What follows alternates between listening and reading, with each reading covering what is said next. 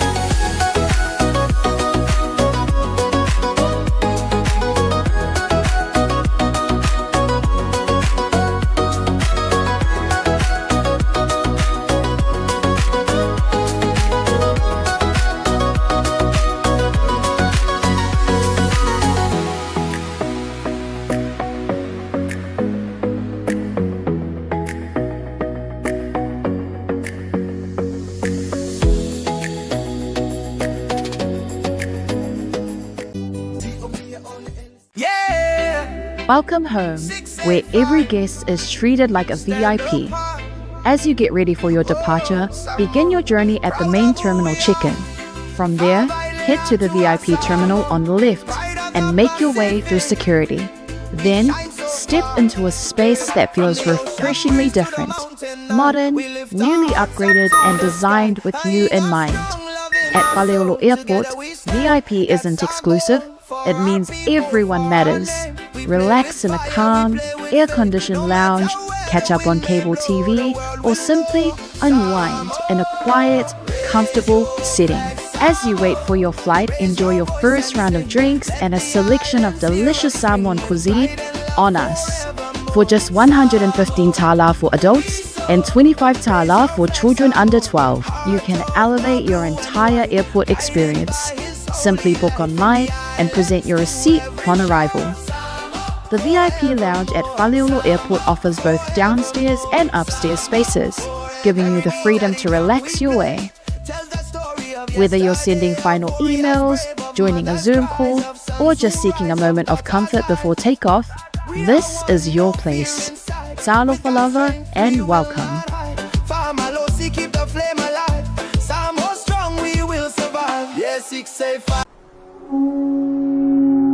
SMI Hardware is proud to be Samoa's leading provider of high-quality steel, metal and roofing solutions. Colours inspired by the heart of Samoa, from the deep blues of our ocean to the warm natural tones of our fala and tapa.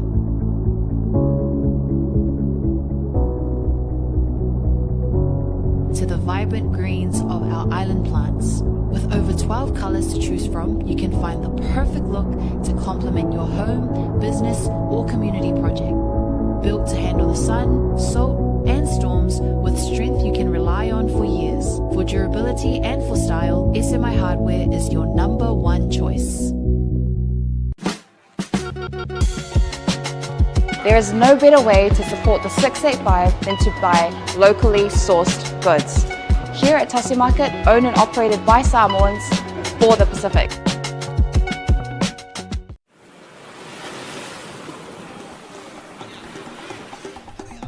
Soi fo manuia malangi ma.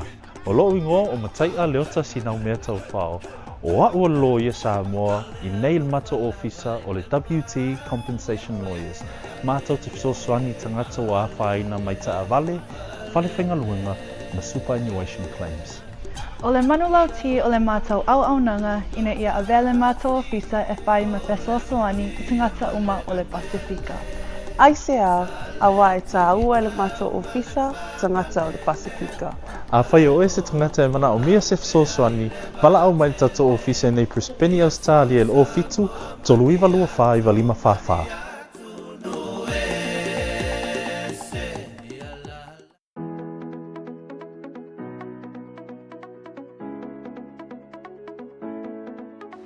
Hey, have you signed up with BLUNET yet? No? Well, let's fix that. Head over to www.bluenet.co.nz and hit Join Us today. All you need to do is fill in your name, date of birth, phone number, and a few other details. This helps us get you set up faster. We'll also need a photo of your ONT serial number and your modem. Not sure what an ONT is? Don't worry, this is what it looks like, and every house with internet has one. And make sure you have a valid ID and a utility bill or government letter to confirm your address. When you join BLUNET, you're not just getting fast, stable internet. You're also supporting shows like Tautai A'e, Breaking Waves, and Sports Salanoa. Your BLUNET subscription helps us bring you more content. If you sign up this month, you get $10 off your first 3 months. If you have any questions, call 0800 258 638. Join BLUNET today.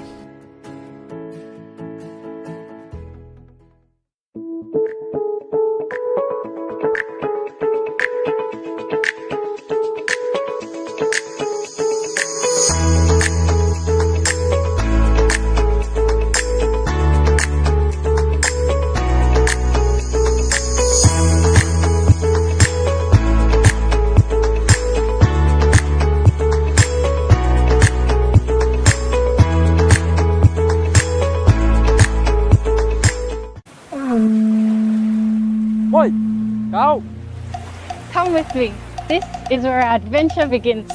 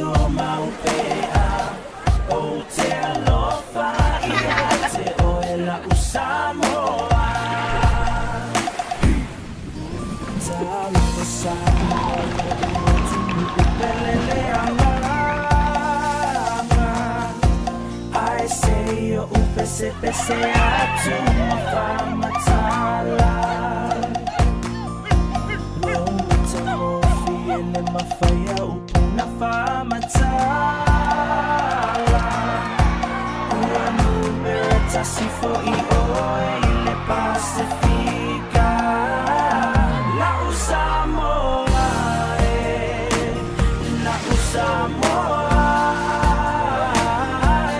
paamua uale atua, oia olo ufai, ao mai ki pua puanga, paamalo situ maupea, o te alofa ia te oela Samoa, le mafai o na namo. Paamalo situ maupea, o te alofa ia te oela Samoa.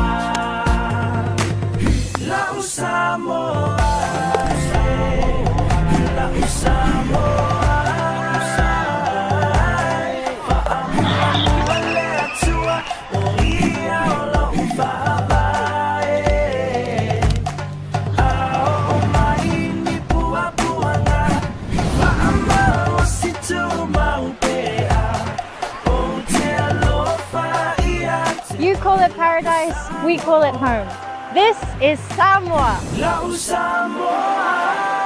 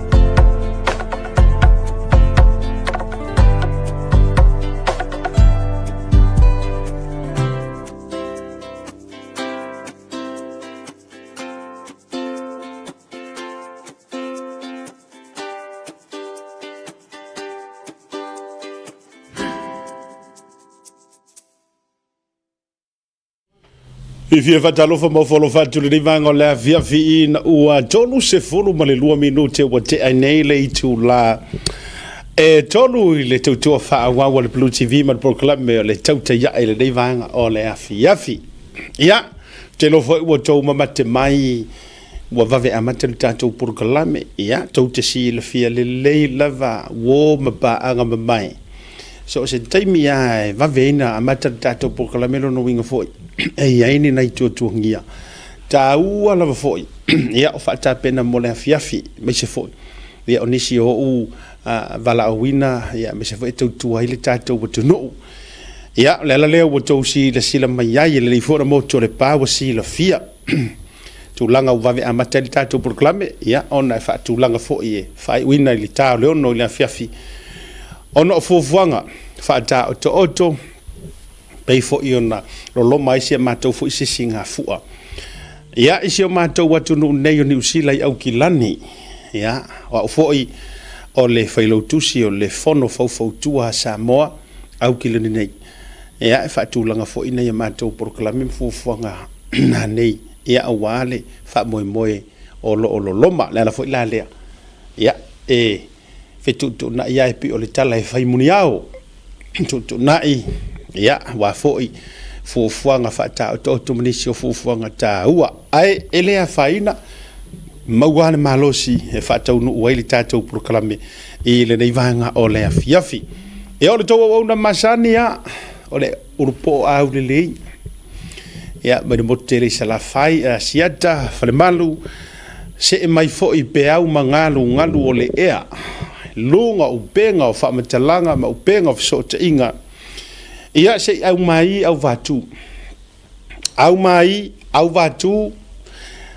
o vaenga tatou te faʻasoa ma taupu mo le silafia lau tele le atunu ka akia ia le si au vaenga ai o le faatauaina lava o avanone mo le silafia e le mamalu lau tele o le tatou atunu ia fia loto amatalia le nei tautua ia mai se foi o le tatou program stai foi to ai tonu ia sia uso matua o le toina fatama o tangata mai fia le nei program sunga ia le ataua manufui ia malona nickname wasila fiai o le ngoe vor ka malo io ia na wo to sila fia stai me to ai tonu ia ile tatou proklame nei vanga o le fiafi ia o te lo fo fia mo risi vanga le vave amata tatou proklame nei fo taimi ia wala mai moanga sa fa nga Samoa e le fa pe o te aunga ta ia a me o matou le fatu ai nga tausi matou te tale fa le ta ia wa fo i Samoa o le o mala peitai ia pe faia ia se tala pe le o ia se fa matalanga ele ia se poto le se vave le se fa fia poto na te toe au talainga ma toe to fi to fa le la au ta oto Samoa fa mai ta oto pai lango ta oto a se ala o ta oto fo ia se a mai le moana ele ia se se ma fai ona toe fa ngota sa ngole ngole ia Samoa o le atu nu tofi Paulo ma to fa matalanga oni o tau sama ni o tau whainga. Pa ia wha le malo, no watu i tia whau. Whaiva leo le pāle mene. O whaiva ia o le whainga malo, malana kāpeneta i le pāle mia, sui pāle mia, malana kāpeneta mamalu. O whaiva ia o le whonga le whaamasinonga, le whaamasino sili, pelesi teini o le whaamasinonga, ma le mamalu i whaamasino. Ia, me se fora au whainga le wenga o le whaamasinonga. Ai e whaatupu ai, lana fionga le au mamalu le malo, ma le masiofo. A tatou tala noi pa ia whaaleanga nuu, ia nuu ia inga matama ma inga. A ole fatu a inga tausi e tu mua mapule o i tu au mala taua inga te taimar vao fono ti. Ai a kaku kalangoa i pa ia whaale tala le lei, ia nona i feona a wā whaitaulanga o le tala le lei, sa le vi. O lo latou fo i lea fatu a inga tausi, whaafenga inga fia, ma fata whaitaulanga fia. Pa ia ia, ta otoa. Ya, a o se ala ho. Ai au mai ia le sua fo Yesu. O lena maliu mo, oe maliu mo au. O le sua fale tau te au whangatasi ai. Sua fo Yesu le anga lofa. Sua fo Yesu le manu malo. Sua fo Yesu le Mesia. Sua fo Yesu o le whaola. O Yesu o le tupu siri ese. O Yesu o le atua malosi o le alii o le file mu. O le tupu e whaavavaku. O lona toto na whaamalingina. Ia, tongiola oe, tongiola na ia le whanu se tasi e whaatuatua ia te ia. Ai ia maua uma i tātou leo lai whaavavau. Pauala le o le suafa. O te fia o te whaatalofa. O wafolofa. I e tu matila lava ma tu mati ele vi inga e fo i le atua. A wā o lana leo leonga ma lana taitama. Wa mafu ai ona e sila mai o vava ia tu i lau like ma lau love ma lau share o lo ta oto nga tasi tatou le alofa ma lona fa maoni ia o fa talofa na afia e ai fio yo le tala le lei ma lo afua ai lau maua ma lo te talo ana pongi fa taile lau ngai no le upo le tua a o ai tatou mai o tusi pa ia umalava mai le fionga le tua e au ngā e o ai whaatonu e whaapoto i tatou le amitonu e a whaateiteli o tō whaiva ma lo fwole ono sai e le whaapea fo i a mea ua tau whaife au ona malu puipuia leo i la tau mai le upuia e tangata o sika nga la nga le mausa o le fai o kala I fai au fai o kala o fai au ko mumui fai au fatu ai foi ya o le keleanga susungu wa el fale kuor fai au susungu wa el fai au susungu wa el fa nga o fai o le tele ya wa tau foi masetoa ya auto ai o le matou foi ai mai se asiata ma le to lalo ya fale ia le fale o le tua o tō fine ngalo. A tonu o le mafua anga lea na vala a winai o tō i le ngā ruenga. Vala a winai o tō i oe. Ma le nei whaiva ma malu i oe. Ia a wā o tō lava tā pena e amor sa tauro. Lala ngā le o fia le maunga. Whamai. A fai ko ke fia mori mai ta Yesu ele o Yesu le sa ngwa fa mai a fai to te fia mori mai ta o le mea mua ke fai deny thyself fa mai ia e fa ngalo o ia o deny thyself me mua nga mai a e fia mori mai ia ave se uma mea nga e ke fa mua deny thyself. Take up le sakauru and follow me. O le isi vaenga e fia manga o e muli. Ai mo musu e deny thyself. Kasi lea maenga lea whaale kongu ke leo mea. E iai tangata e fia o e ngā lulu e ngā lue ngā lea tua. Ai mo musu e deny thyself. Kusa e kui ole vai, ai koe kui whafo i malesi vai. E sa vea ku vai rua. Whai mai le kala i o sua filifilia o tau i lea so nei po i tau te au au na iai. O au ma lou ainga ma tau te au au na iai Yehova. Ai wha mai, aua nge ia. Aua nge ia au au ngai ngia kua se. Ina ne ia lofa ma whaasili leisi. Ai e whaaititi, ma e whaangalo, ma e whaaleango i leisi. Ka ua i o ngai ngai mea. A ole tā ua ia tea ure wha ma mawhane na wha mai deny thyself. Kia i uma ese mea ngai ke ma fau fau wai. Kia i ese le loto leanga. Kia i ese le kau mui mui. Kia i ese le whaikakala. Kia i ese le ai u. Kia i ese le poko leanga. Kia i ese le whafolinga. Kia i ese le... Maria ese whakura ukala. O le tele ia o tātou. Pei kā kou ke mamafi le kusikusi lima le au o ngā. Au ingupia. Au ai kapaa. Tulau de ngangana le wak whawhai ngofi o tātou. Pei kau ke mamafi ka mafoi te.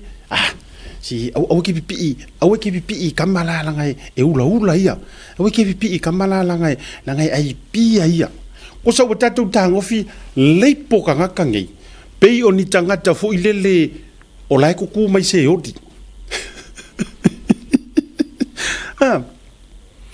O tātou e nofo nei le soifuanga. O le vava aia isi ka ngaka kerisi ango i ka ngaka ingo pia. Ma ka ngaka fo ie le e whai vai nga ia. Kusa pei a lai feo lai se odi.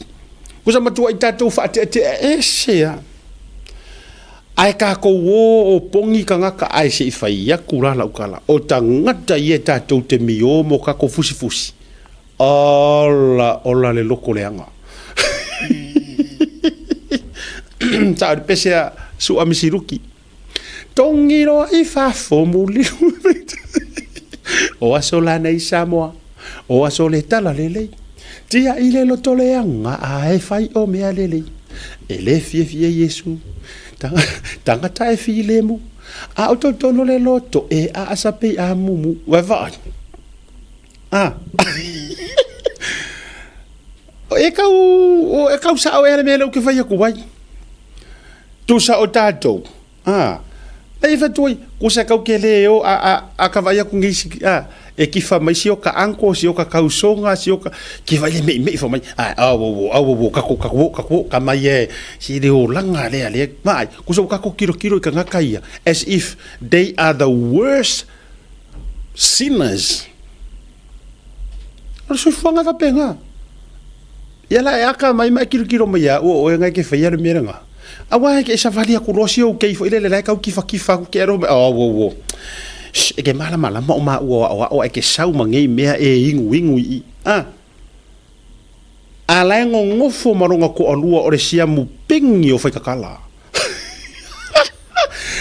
ai kusa o lai ngofo kofi au o lai ngofo kofi ki a kongo o lai ngofo kofi o ha umaisi mau kofi nga o sika ulanga maha mau kofi ai su e ya kala e vevesia ya le kalesia ke ro la kala e ke worsa ku ngai lore ngupia yes e ke worsa ku awange e fa pia e ta hua ia fo ia fa fonga me fo ko masau ko ke ka ure fia o le mele ka ke mi o fa kasi le nga si fetu la utala le e yai le tangata inu pia e ula a ole loko a lo faia o le loko foa ia a ela ko kau susungo ko se si fa sanga mai fa sa o fa mai si ku ia tangu me kira wa pangale ku la ia enjoy o ia ma kwa fa fu kala si lava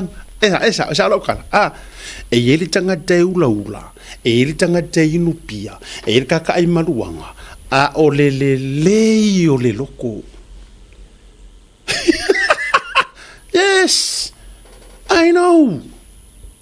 I know that.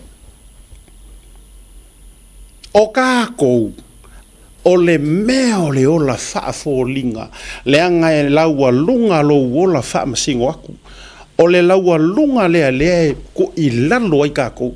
Do you know, e maa fuanga e ola whaamasingo aku, onga o lo loto e lelelei. Again, o ke koe whaamangaku pea, o ke koe whaamangaku pea, o ke koe whaamanatu pea. Ia sili o na leo leoina o lo loto na I lo se isi lava mea. Nganga o whai aku. 2 days ago, ko I kiki hau whaio le leo leoinga o lo loko. Ngai kou sirafia. Ngai tau te sirafia uma. Tau te iloa autou. Ko I kiki hau whaio. I nearly failed a couple of days ago. Anger nearly ruled my heart. And you've seen that publicly on my last 2 episodes. Nanga ngau whai aku. O for kakaola, I'm just a human being.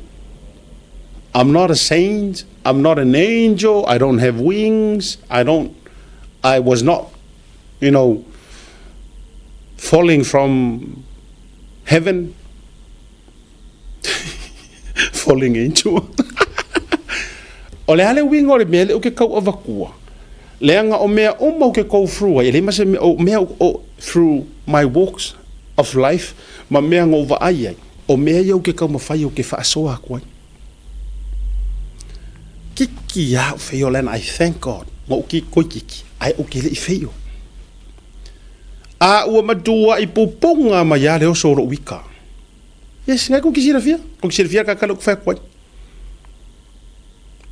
In fact, that whole day, the next day, o wherua rua I soro I le molo, o wherua rua I soro, yeah. Awa ai, kiki au ka wheo. Ai whamai ale atua. I oe, ia pui. Awangi e anga sala, o upua I anga wha mafa. Awangi e anga sala, whaakanga ro wika, ale wherua rua, ia e wherua molo, a whea inga le coffee club, ingu sau coffee. Ave ele muffin ngai kere ngai vai la wari ngai e uri nga fomu nga ko le forma ma tole fo anti ayo lupo ma la wari ave ngai ke vivili ngai ya pasta tani ma ma lo yang ko sekseki foi la ya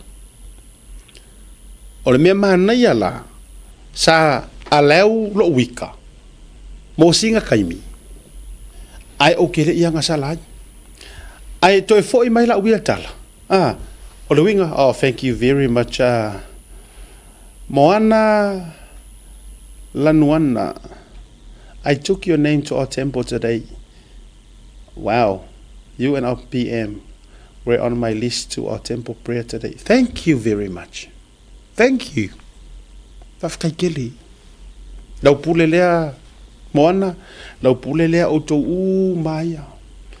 E voi sia uo isa la elu meli mai o kanku ulo ngoa sia tai maa fo I isa la elu e prayer rocks or whatever le ka u tafkai kele le ti yo a ko e mo ma fanga la na laina e ka ua I o le mele ngo ilo ulo ko faʻasoa le fifingi la ngor kero ka ko pi ka ko le poinga ngai kanga ka fo le e ilo ai o ilo ai nga pinka nga kala I vai o le ingu pia ula Kakia ia nga sala fo muri rua fai ka anga wa me nga me makwa li ka kaunga langa o makwa sa o nga ngwa se uke wa too much a me yo ke kala ngwa kwai me la le o le pia male kusa aka ko va ai ngai ka nga ya so le pia ka ko va ai ya sa ka ngile sa vali so man ai kau ke o fusi makako o fale e ke fia ke uru fale le fa mai ko ke o fa mal rosi le fa mai ko ke o ke valang o fale o male le po nga or ko fenga o kala o pai mala fa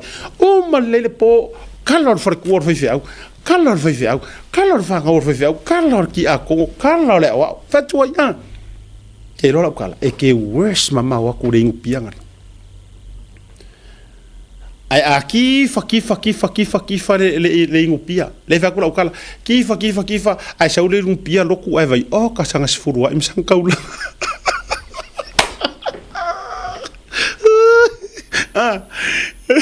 E kami. Ei loa. E ele si taimi na ma faʻasoa I Mariskanga. I think 5 or maybe more than that years ago. For me kala ka krekia. Ke lo yes. Ole le make sense o le mea le ile kako wa savadinga faʻakirisianga. O fakoea fa mai. Soli. E ia ka ngaka mau ke au roku. Lau le ka ua le pe ke fa ku tulo pe ke fa ko se asi ngo se roku ke ua. Mai ka ka make au roku. Asi.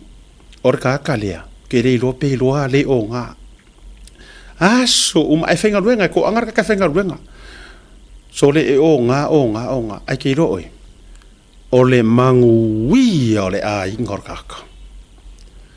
Manguia ke va ailanga whangau e o universike e a o orka ngaka. A rekarango mai sia u le wha mai sore. A o hauringi. Sele le fusi wa lo loku kangi le akua le ai se ingupia o la o nga sa le la whangau. Le ai se ingupia le se ula wa me o nga ai asiaka. E le ai masesi o sa whangau e fia e le lengi a onga. A o le ave ngoa I ruma. A ko lale so sira fia. Lale me watupu. Fa mai langa kala. Ai whako a o I loa muri angi. Inga ua iailo ko finga o ke loa ai mo umala malama I se furua I makaulanga le makauloku. Mai asiata. Orko inga le isi top donations. O anga se furua e fai ore kekeli ai a fo ai fo ka malua. O fai nga ai fo ia makauloku e fai. Ko ki ha or ko inga le ai ofo e fai mele lei pua akeli. A or kanga kai onga. A vai. A o le manguia I o longa a inga. E ingu ava sa moa e verua ia maranga paero ava. A o le loko e dal kaka fa pe o ke lo fo ia. Ngoma o fo I mai. A te lo lautar. Fako a realize le di ile fai fusiua le fa pe ai o lai sa o longa o langa fa ke siang. Fako a nga realizing manguia ia sa ai ile ku ile ingu pia le mari ingu avalea. Popoko fa nga hau le ingu veske. Mea uma ku se ingu pia ai vai ku le fau o manguia lai masa ai. O le fa malosi. Paua lea o le folanga. E ke wha longo I le upulea. E tō pupuni o le langi. A e sasaa. Paua lea. E ke fiu e ke su e le kusipa ia. E le ai lava ma se mau e whamai. O loko anga I se roku. O le sui o fusiua. O le maualulunga o kofinga. E mau ai manguia o lo ainga nothing. Ta o ingu ko sia mai nan.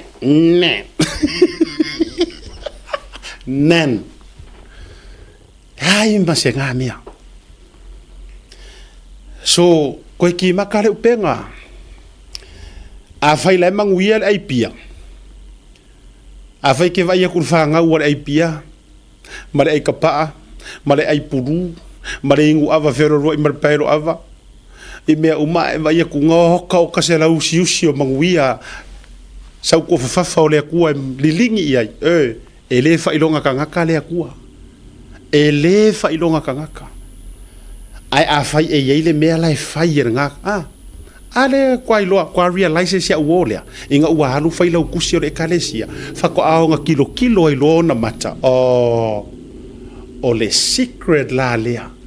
Le mangui hai ko inga lea. Ai oki ai au. Le anga o se furuai. O ke ka fao ma kau ma ai fale ainga ma ave sorolo wa inga isi mea. Ko koe lo au si liva. O lo ave la us furuai. O ki fia kekele solo I mea uma ko kiki o faia uma mea uma. Ai uma enga. E kau kai mai si liva e ave se furuai. Aur ko inga lea. E fa papa langa taula, e fa papa langa vai lima, e fa papa langa stein laka. A or fa papa nga, o koenga ua mai au nga ave ese u malanga sifurua ua mai au nga ave ese u malanga kaulanga o ngai koenga la ia le fa papa fi kar ko inga ala ua ave langa fa momo le ngai fa mai fionga le tua e sili le manguia o le foa ngai lo lenga kalia le ai ma se conditions go and read the scripture le ai ma se conditions fa pe mai e sili le manguia o le fa maongi malanga foa e sili le manguia o le ingu pia malanga foa no nothing ngare kasi ale upula fe mai e sili le manguia o le foa ngai lo le ngaki kalia amaro sili nga mo ka ko a fai o le mafua anga le ale ke fiu wa ye kausu engi manguia e mafua inga e jealous wala ngore melia e kupu ko kongo e kale sia kaki ia ia porque ke uma ka ko ye kasi le mea e fa kupu inga ile jealousy ko kongo e kale sia moloku kasi le mea lenga fa uba fa ailis kanga ka loku o le vave yo manguia o le akua ilis kanga ka loku ke alo fo mai lenga kamar fa fe au lenga kenger farkua ya la avi folo o ele fa maungi maro o ele usikai maro o ele fo hai maro o ai u maro o fai kala o le avi fo nga me ma me la ale ngai fo maro loto ona u eva ai o manguia le si ai o le mea e ke lulu e ke koe sele senga o le mea e te lulu e te toe sele ya a faia e ke lulunga o siriva expected te so e ke sele fo inga o fa kumulima ele se a fionga le tua ele se au ke expecting ai ke lulunga o siriva ai ke fa mo e ke receiving ngi milionga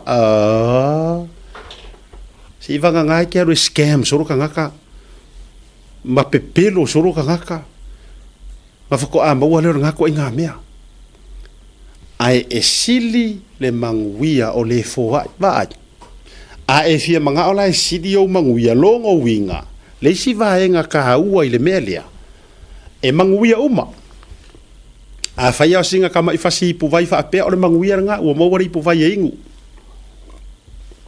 vai manguia o le atua maua singa vai e ingu lono winga e mafai ona manuia uma tatou ai fai mai fionga le atu ai sili la le manguia o le foa lono winga e manguia fo ile le foa ai o manguia ngai fai o manguia e uma e ngai ki ngai lo loko le manga ngai ha o mea lai fai isi manga ngai ha o mea lai fai isi ala ti ngai fu malo finga loko va mai malo singa arba malo singa ka ko por kalami mo oele de mai ngore fiafi fa ta u ver ka u mo oela vaia fo wa fa se mele le fa ura ukala a e fie loa e yai si mea e le ore kakalo longa kali yes e yai isi manguia o le akua e ke fiu e ke kakalo e ke le maua le anga e le o mea uma e ke kakalo yes fa mai tatalo o le atu o na toi na mai lea ai a fai ua uma ma e fiu e ke kakalo e le ai lava le anga o le karanguar kuspa ia e yai isi mea i le kali mai onga o lau kakalo ai e kali mai onga o se mea le lei e ke faia ya siata ya lau le ale winga na mea le vanga ia yo le sifa finga sak pai ki ai kongol kuspa ia o le finga pule ngu finga e iong kamau ai nga monga o loa lona o a fo ilele o le finga pe se pule ngu finga pe afa makala fa penga ai kasi ale mea nga kupu fingi o le kele o nga kupe o a mea uma fiu e kakalo e le mo sankama fa longo lo mar fingi e yeri ka nga ka o le akua le fe alo rua i kongore ngu fa mai lo mar kala fa fingi ronko o lua se e kanga ka ole atua le ke fialua o ka fiwa ka kalo ele ise kalio ia mea fo ise kama langa ele le ku a yu ka ele le o re por finge le sang kama a o kanga kala mau mea o fiwa ka kalo mai ro markala ole a ka faia se mea le mo re kanga ka ole akua fa mai alula ia ka penga le afe au pito luma alu e ka penga le poku la piko ilunga o ka fali va ai se moenga le lei ie moenga me fo uma va ai se moli fai fa le se lau e ku oilang fai ka kus paia fai se me le lei pauanga en ka ngoi lor finge fai nga uma wakalia e kanga ka ole ku vai eli avia fa ngofo nga ave fa ngofo le fa o piko runga eli ave arka ka ese ai lo ainga arkiro ka ko au mai ka ese ave fa moi farka vade ave ko farka vade aero kingalia nga ngofo ka penga le afe o piko lunga o le poku le piko lunga ar kero ka ko e fia mai mo nga me ave ka ese nga ka ko ainga ave ia nga uma nga karisa paia le lei e di saia le o ke kala ngoa kuai nga uma failo ia markala le perfecta por nga ka le tua o le kaimi fa pengei i le kausanga le o le ao lua sapa ai se ka mai kiki vai leva nga kakalo e le ikali le akua ai o le moment nga e fai ai se mea le lei o lau foa i nga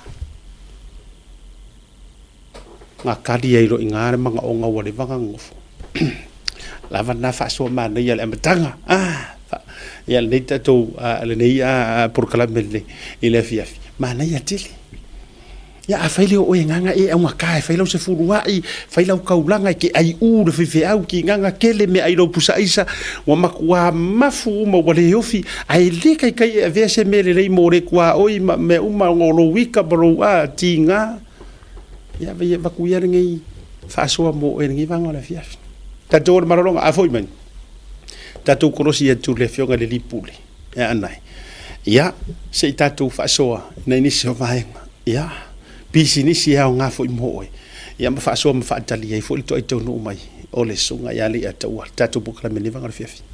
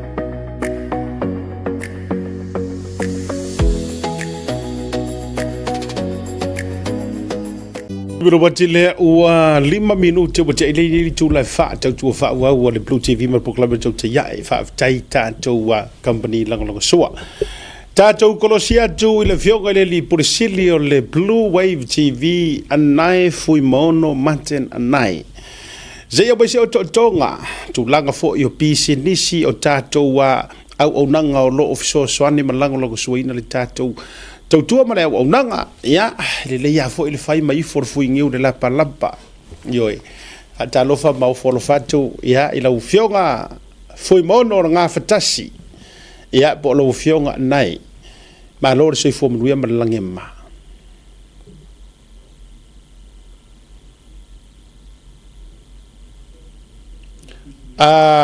Can you unmute fa mole lava lo fionga le pule. Ia, te whatalo whātu le pa ia ma maru o mai mole nei tūlau le aso, whatalo whātu lo fionga e i malai, lo tō whaasiata. Ia, pa whua tu fo le pa ia ma maru o sā molo mō mai nei whasau le lau kai tawhai fia nei lau langi. Ia, nunu ia whaatini o tō sala tō samwhai ngā, ia, a whatalo whātu, ma o wholo whātu, i le sofu man maa loro tato ni whaola i Jesu Kariso. Ia, maro soi fua siata.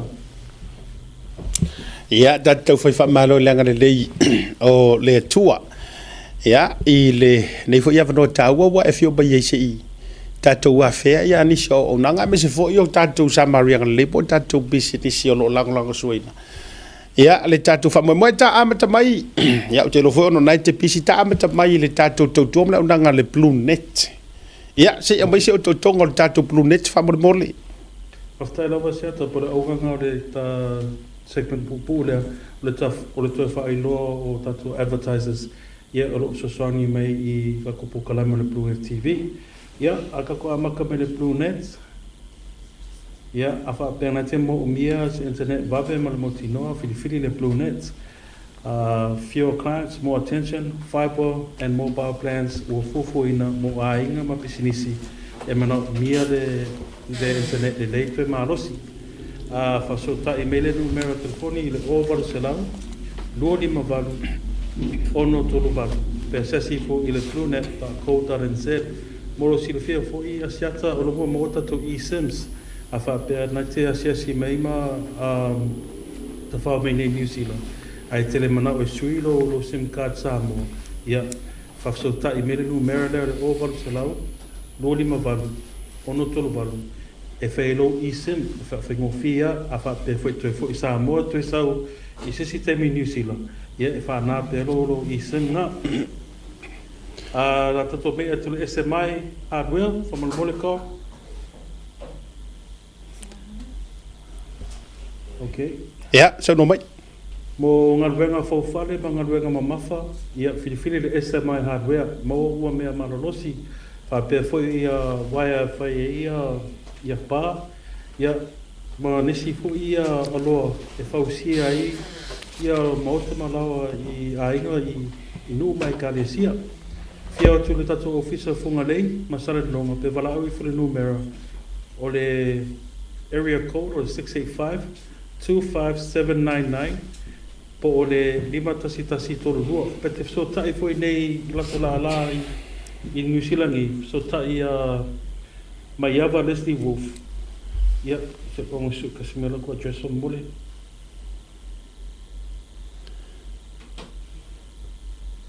I 47 Rennie Drive i Mangele. You can call them on 685-25799.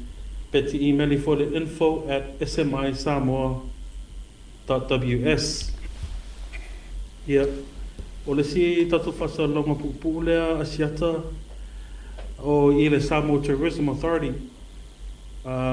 Molo sila fia i a mataka le tatu pokalame whawhiawhia o le fua i la susa e a matala le whainga lotu i le lai whapea e tatu whaatasi e fua ma le team le Samoa e kawa inga i events i mo le Samoa Tourism.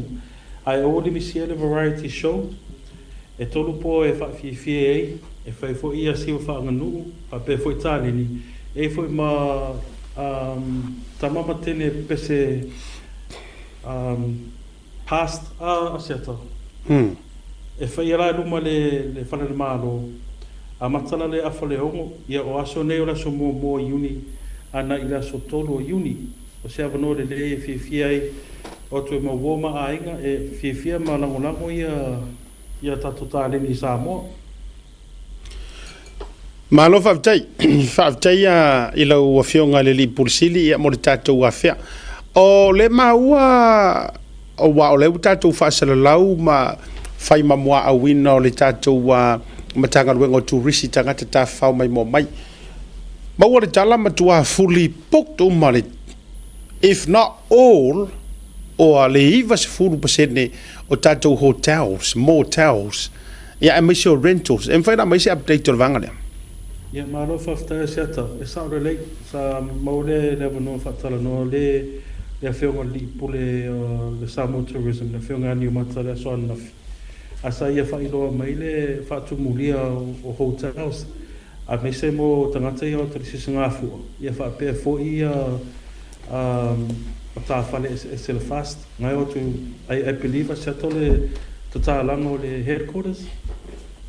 Ia o ngau whapea o whatu mulia le tele o hotels i o. Tanga i fo i a seata i Moatoga Hotel, Pabla Molekau. Ia. O ata ia o le Moatoga, i potu o loo whapena wanoa, o le nofso tai fo ia waa, ia nanai. Pe mo sanga te me sa runga pokalami. Pe ta i toi mo mese se tala me ia sila, so hopefully we'll get a time before the end of this week. Se whailo me sila po te mauni potu a wanoa i langa hotel. Ai tō tanga me Samoa, i o ata na o le hotel a le Moatoga. O le si tato pisinisi fa mole a seata o le Samoa Airport Authority. Ia, te whaasisila atu le awanoa lato VIP, a whapea na te asesi fo le Samoa Airport Authority. I mean, asesi fo i Samoa. Please make the time to stop by the Samoa Airport Authority VIP lounge to enjoy it and also to experience. Faʻasoa taʻia le whiunga le pule mana o whenga runga. Ia, mo nisi whamatalanga a whape fo is a discount. Malofa vijai, o lea se tahua o le tūlanga matapenanga o le malanga atu o tangata i Samoa i le sisi ngā fua. Mo lea tina e manuia o lo tātou tunu ana i tūlanga o pisinisi. Paftai seata, o se tepi mua lea in a long time, I think almost a decade, e li whaatumula ia whaapea lea tunu. Well, actually, it was the 60th. But it's encouraging to see our people returning back to Samoa to utilize all the amenities and all the services that the Samoa Tourism and other hotels association has to offer. If Shashangi fo ngā le kako kama ainga per kako economy, I le toi, you know, o le toi maua le sotanga le sa iei mua. Malo whaavitai, ia. Seisi vai ngai tūlanga e te whia whea, ia, i le tātou pisinisi, a lafo atu lawa noa lau whiunga. Te tasi lawa siata o lawa maua ngia e mawhainga e purchasing ala vai yesi, whapea foi le vai sasalapa ma le vai tamaringi. I lunga le TR Marketing, lunga lato website, o le www.trmarketing.co.nz. Ia, a whapea na te mo le mai o le mumu, o vai se tulo, ia, whafso tai la whiunga le au pepe. E moa ia vai e fsaswani atoi, o waia le whaamai e le mumu, le maasanina moa le whiunga ia asiata.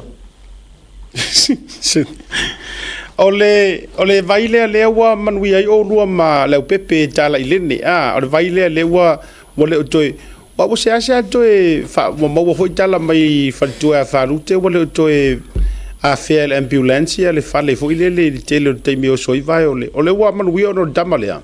Saure lea siata. Wa ono nge maasinga e li toe o soia ia vai a la whiunga e rau pepe. Talonga ia a vea ia le vai yesi mo le vai sasalapa. O te lele sasoni ia wharute mo le ainga. Le toi vile se ambulance a vea i le whadmai. Ma lo whaavitai. Iau te ilona o lau a whiunga le te leina whai matau oso. Ai ono o le inu whaalau so o po le ale tūlanga fo i le Ia poro le whamaoni le inuina. Ia, whaavitai te lo mai ani se vai ngala u whiunga? Ia, o le ngā whia whairoa koe kako o nganga ia kako advertisers. Whamanmole to our audience and our followers to support Blue Wave TV. utilize the advertisers that are on Tautai A'e so that we can continue the service that we offer to you Monday to Friday from 4 p.m. to 7 p.m. Ia, ai maru awe whale, la so sila mai sa mo si upu fo ule tauta maari, ia Maria whenua, ia lafo enu ule eina, ia poto lava Tautai A'e, ia atoa la tu le alufanga, ia whaftai lava seta ma le whenua. Ia, mori whamaroma whaaftetere lau whionga. Ia, i le lipule, mai se fōi o le toi whaamanatu, i tātou wōma paanga, ia, e whaaftei am whao ngā tātou sponsors. Mana o le internet, ia, tātou New Zealand, BLUNET is the best. E mana o i hotel, ia, la iei le Moatoga, ma le anoa i o tātou hotels i Samoa.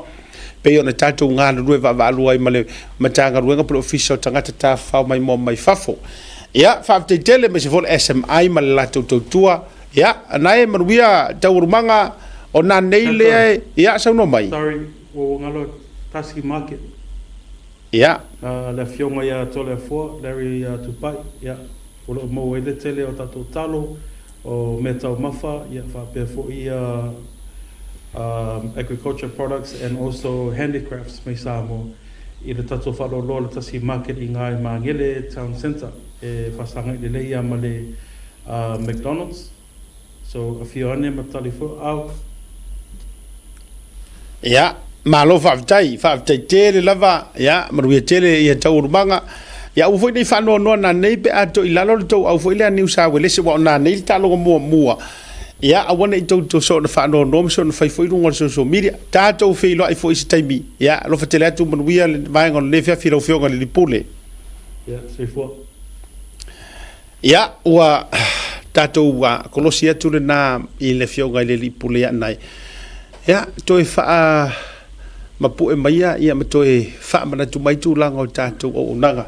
Tau pisinesi, ia ai to ai tau nuoi loa, ma le safo lau o le a inga i le tai. O le vaa lava le nei, o le telefoni o le vainuu, le lava e tau mafai lava ina ia manuia i le tuunga. Fata lofa mofo lofa atu e a tau ni vanga le fiafi. Arofa siaka, ia mesfoia lo sunga marka ko pokala mangi fiafi. Fifira o foi fede au ki oi marka ko team. Alo. Ia, Samoa, tal fala. O ani au mena fai nei aso, o le fisili. O a mai lo waso, o ani au mena fai na e pisi. Ko se koru ngiu A'e ngi. Ui! Ea! Koru ngiu A'e. Pai ko ringa popo mo ro bua. Ngiu afa, ngiu muli, ngiu a ngakai ngiu. Ngiu.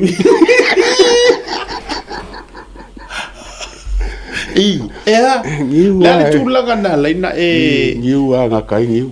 La se mafuanga na le fuana e foilele faia le tūlanga. Vai mama o le ka pe ku pe ai mama o ka vai pe ia. O exercise ia. Le fo fu mo o ka fu mo. O ye la se swing o te lo tele te usanga wa e tu wa Samoa o toe mau hare pe o vai o toe mau le vavi le na e sa le na yai. Vavi o siri aku.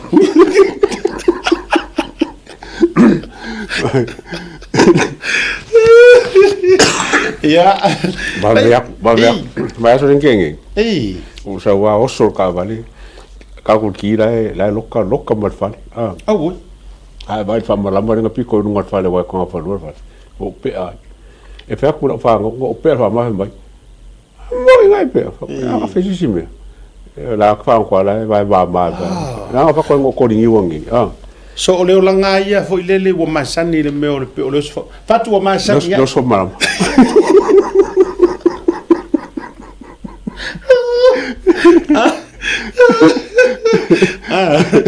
Atu o pe wa masani ai lau le a mi o le a. O le pe fa mala. O le pe fa mala mani a.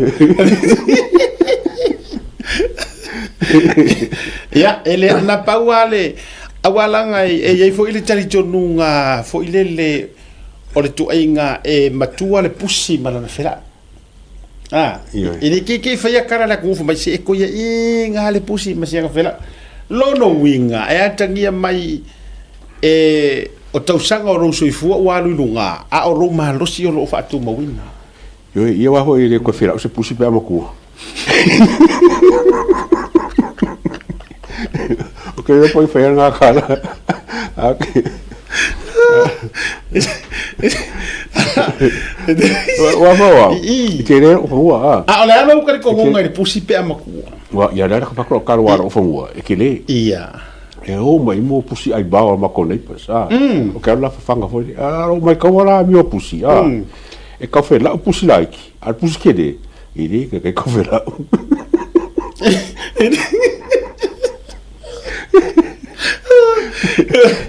E malanga lo te vai oso ka fara il fa malama pe ko irunga. Lo winga tangi mai i le olanga fatu ia isunga ia ka fara. So o se me pe o masania i le mele o le oso pa. Ele saunga upua. Ele se upu. Ma sangi mo lok so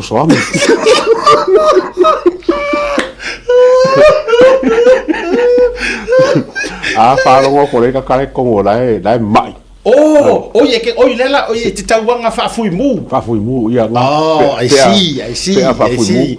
Ia ko sa ka kambo.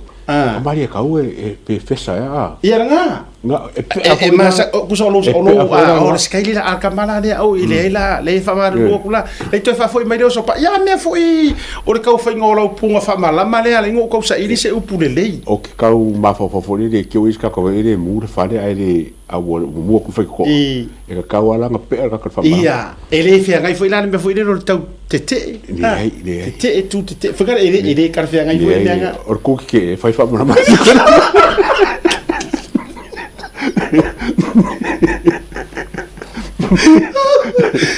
O fa malama ra piko ila lo.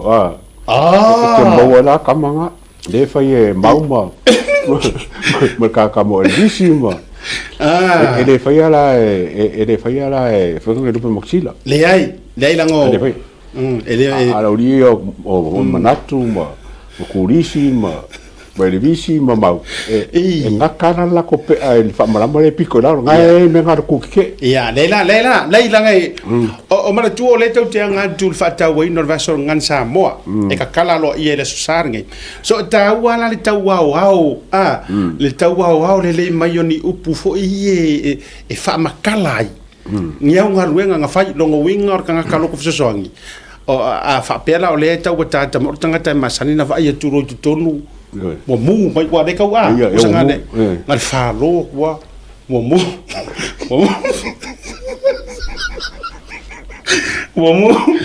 mu mo se mea pungalo leila o kamera o fa taisua e mera le oso e punga e oso kusanga kuar vai oso le ko ai ari maua oso e oso umama di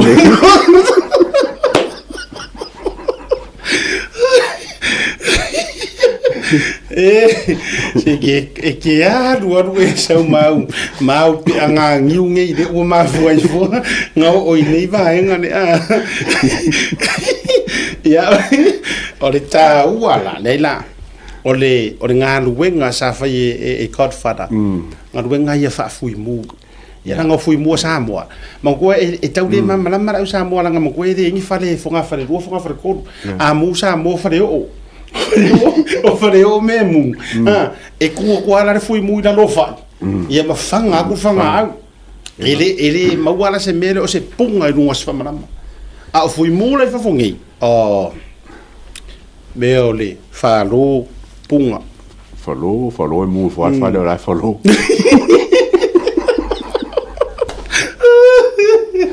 ia ole ata o mua ile me matautia tulaga matautia le sa tupu le asona nafi oi ka fiolai e matautia le atuaiga tala e moni e le fou tulaga o me afia ia tulaga foi faakegi gang members but so far ole asona nafi na manu mai se faamatalaga mata utia one news a toi le lalolangi e yei ni tau le a Samoa se to lua le a sa malanga i Vietnam e fa tau no wai se mission le tu na tu lunga ta all over social media and all over the world news. Can we have those photos up for Molika? Ole o ila ua nei to lua na utou sila atu. Ia ile tūlanga o le whaamwhala velawe na tupu na sona nafi ale atau. Can we just play the whaamole a car? Can we just have? I was the person who directly used the gun to shoot and kill someone on May 21st. I was hired to come to Vietnam to look for 2 victims in order for my friend to use a gun to kill. O nei vai ngā o le tau tino ngā le wadi i ngā wa maua. Le a taua sa au tau mawhai e su e walanga o le na sau I update lavo news au se talia wa e tu sa o le lea. Can we put that up? O le tai lea o le kengi e whaingoina o le coconut cartel o le tangata sua whea le Malu Lorenzo lea na ai lea wadi ia whatua umatu le la tau tinonga na malanga mamawa ya o le vai atu pei na malanga mai tu sa Australia Samoa malanga loi oi Vietnam ma whaatau nu uai se mission matautia. E iei ata video o le ua o mawaina na wa share solo I runga na pu e se tangata ile tatia mai o le tino tangata taimi na la vea ai pat e le mwhai ona over tua I lunga e tatou proclame na ua I lunga la social media. Ia, o ke le loa I sau sa ililinga le atau ata faʻasoa mai ai I au tafa. O le isi vaenga lana au mai reputui mai le TV7 sa Ausitalia. Channel 7. O le tūlanga fo ile le mai na whaongaina fake passports. Na au tau mwhai sa ili po o atonu tusi folau fake ia sa whaonga a lea tangia mai o tusi folau Australia. Ia, o le developments na la ile story le taimi le nei. Ia, le atau e sofi ngalo. Ia, e sa kai momuanga sa wairunga le ia whaaloa me lea furinga mai saula ingoa pingi ingoa Vietnamese o ngā saula o ngā runga passport e mea fongia li a siaka mo koe whaikaua ngei le Global News o korua le ia o Joseph Ba'a ma Steve ka le lileanga whanganga ia iskama ma le lileanga rao whakasi o Steve Tafia Lufu fiku lufu kokosa. Sa whenga renga de la whenga o le whale rental fo le unga lei Una lei rentals I Wailoa.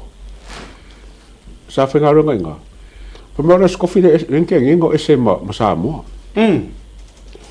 Ai nga whae e skaka e ilonga ingo le kona ki repo se pālangi po se a. Fōringa mai le ringa le kim salor kaka nga le nga whaia le ne arrangement le. E le o sa kawhai whai whia maua singa so kanga le poko le pula le una lei pai. O la wawai atu I le confessions. Se tato to sila la te vatu le confessions one more time. Ai ia te o la ulea analysis. O la whai kau ngai ka maiki me ia. Sila lei I le mele whaasanga ge le camera ma le mele whaasa pasepa iei mata o naita maiti. O lai ko inga me foi lele o lai whaasanga lai tu atu le leia iei le camera. O I le script foi lele. Kusi le lei whaapunga. A lai read. Ia o mea nei o skaili aia wha leo ma la kou mea whapengi. Kusa o lea la wawa e ser whaingo le ko inga confessions. O le first time. O le isi wha ingi crimes whapengi. Iwa le whainga e Vietnam o le mea. Le ilo ia ko mea whapenga. Le wo mai admit mai mea nei a lele e se hava noe whaini lo ia ma tūlanga whapena. Ma kau kia keli. Play this one more time, Carl. I was the person who directly used the gun to shoot and kill someone on May 21st. I was hired to come to Vietnam to look for 2 victims in order for my friend to use a gun to kill. Ava. Ahaya. Kwa whai kaulele ia. Ai tatia ia la tua patatua. O le keywords le mai le mori maur kamaronga lua lea. I was hired. E ui e o mai le so e le ai ni wha mau nga wha pit alo ia ua tautino le awari ia po inga hai inga la ua. Ia wala vale ki word le wa au mai lunga.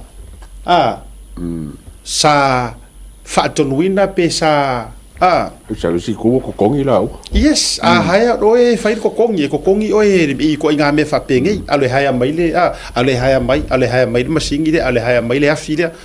Ia. So o la o te tongina o e te alo whatau nuu se ngā yoinga. Ia, o nisi o ata fo i o le ngā yoinga. No atua lau wali e whatupuru whalave lave le restaurant e tau Ho Chi Minh i Vietnam. O le wingo lau whamatalanga le atua. Soli, e le i o le awari i a whainga ngā fo i le public. E ngā kua whai. Whatu ai whai a mana mauti noa o le a te le se tua patatua.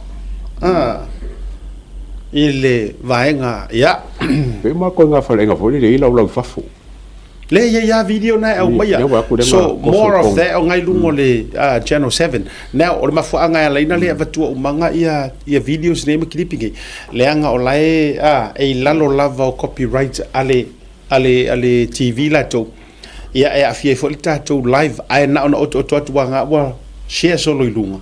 Ia no vai atu fo i wa fesili nisi mo la fai por kalame mafai po inga isuinga passport dia.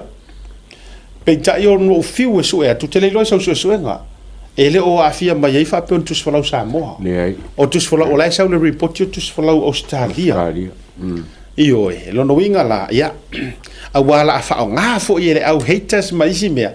E tau pin nei le malo mo fa pe mai. Po ai le fa peita ole a mata ituina Samoa. A se fa kula la kala.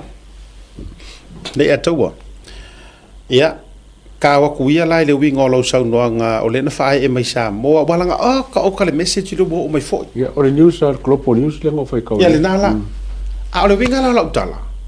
A ko va ai ngai ka ngakai e maua mai rage le maua mai ma ave karoka. Se o que le fai ako se siku. Wala va fo ringa ngai ka ngakai ko ke va va ya ku le ave karoka. E ka o mai ai e le on ka ngaka kongu ia le au vakua le aisa. Pe fai le aisa i kongo Samoa. O nei tangata i e tapu e nei ma ave. Tu lou whaaftai tele lava ngā luenga mai ai a ngai mano le malo. A o le kele o ngai kangakangi. O kangakangi. O kangaka hula aisa. Au makawale ali. Pato tangata lai lau te tango fia e ula. Ia, lai fingo fia. Kusa o customers ia. Pe a ku se si ku. O users, Users. O clients o a uma me o pantas o kangaka ia kusa o la ko ia o le au kausa sami ia le fa o ngainga sellers users and abusers ai ese ele o maua mai lunga le uru kala ko le kerenga ma o fesiri la a fai e yaini fa amaonianga le na sa no nei le i le rental lea matulanga fa pena po ai le ku pakakua ele mase me wa ka vai ko raid mai wo mai ia ka masa sa o ngai mai lunga le ato tau te loa pe ato fi raid anu fa ko pe aka kongi ale au si kontia male au nobody's tu lo wa ka kai ave le ka roka mai si le ka maka ukia ele o ka kai ale lo ke importing ka me no o ka mai ia o ka mai ka mai rana slai ki fo ile ave ia ka mai afakala manga ola ia no kidifa fia kama solo makufa solo ma sao solo ka vo fa pa o vale solo o lea ele ikaikai o lunga i fa urunga o le lai te fai atu manu mai lola ma le tu ainga the amount of informations le au mai ngai nga fa ka vale kulo ma mau me uma so le ar fesiri lo ma fo o fia ngai ngai ma saro salonga i le kaimi fa fe nga la ku ka kai fa fo pikir ko o le sa mo mai fe nga a Vietnam fa ye wa sila le ya tawa 2 days ago mana tuana all of a sudden sau fa fola utala e fa ko ma ko ila ukala nga fai ile taimi na o sa iai o o winga le mafau o kulo o li mongi manga skaidi lenga faya tua ya la utala sau i fafo mala utala lea e aka ngia mai wa kele le mafia remember lenga wa yoko koe posti lunga ke ngio mainga lenga ngofo posti lunga e faya e wa e so la posti lunga ele sa ola kala lenga ufaya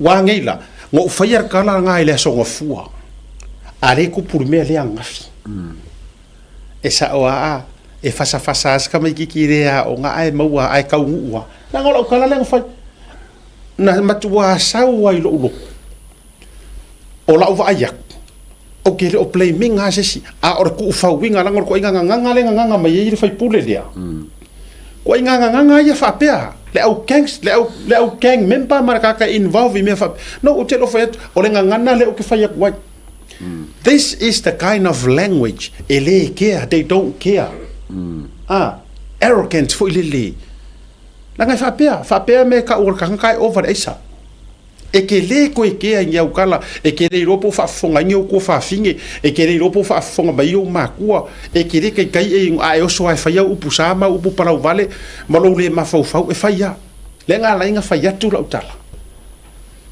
o Samoa e o makua kele le au mafia vai ele ana ngo fe koi ele vanga para sia kula ukala ai o so le sifia le valea ngare kusikala posti lunga fa mai o to fa fonga la le fai mai wa yai le au mafia wa run le au mafia wangi ni la ku mafia fia la me le o ye o skai fa mafia ye fa ko lori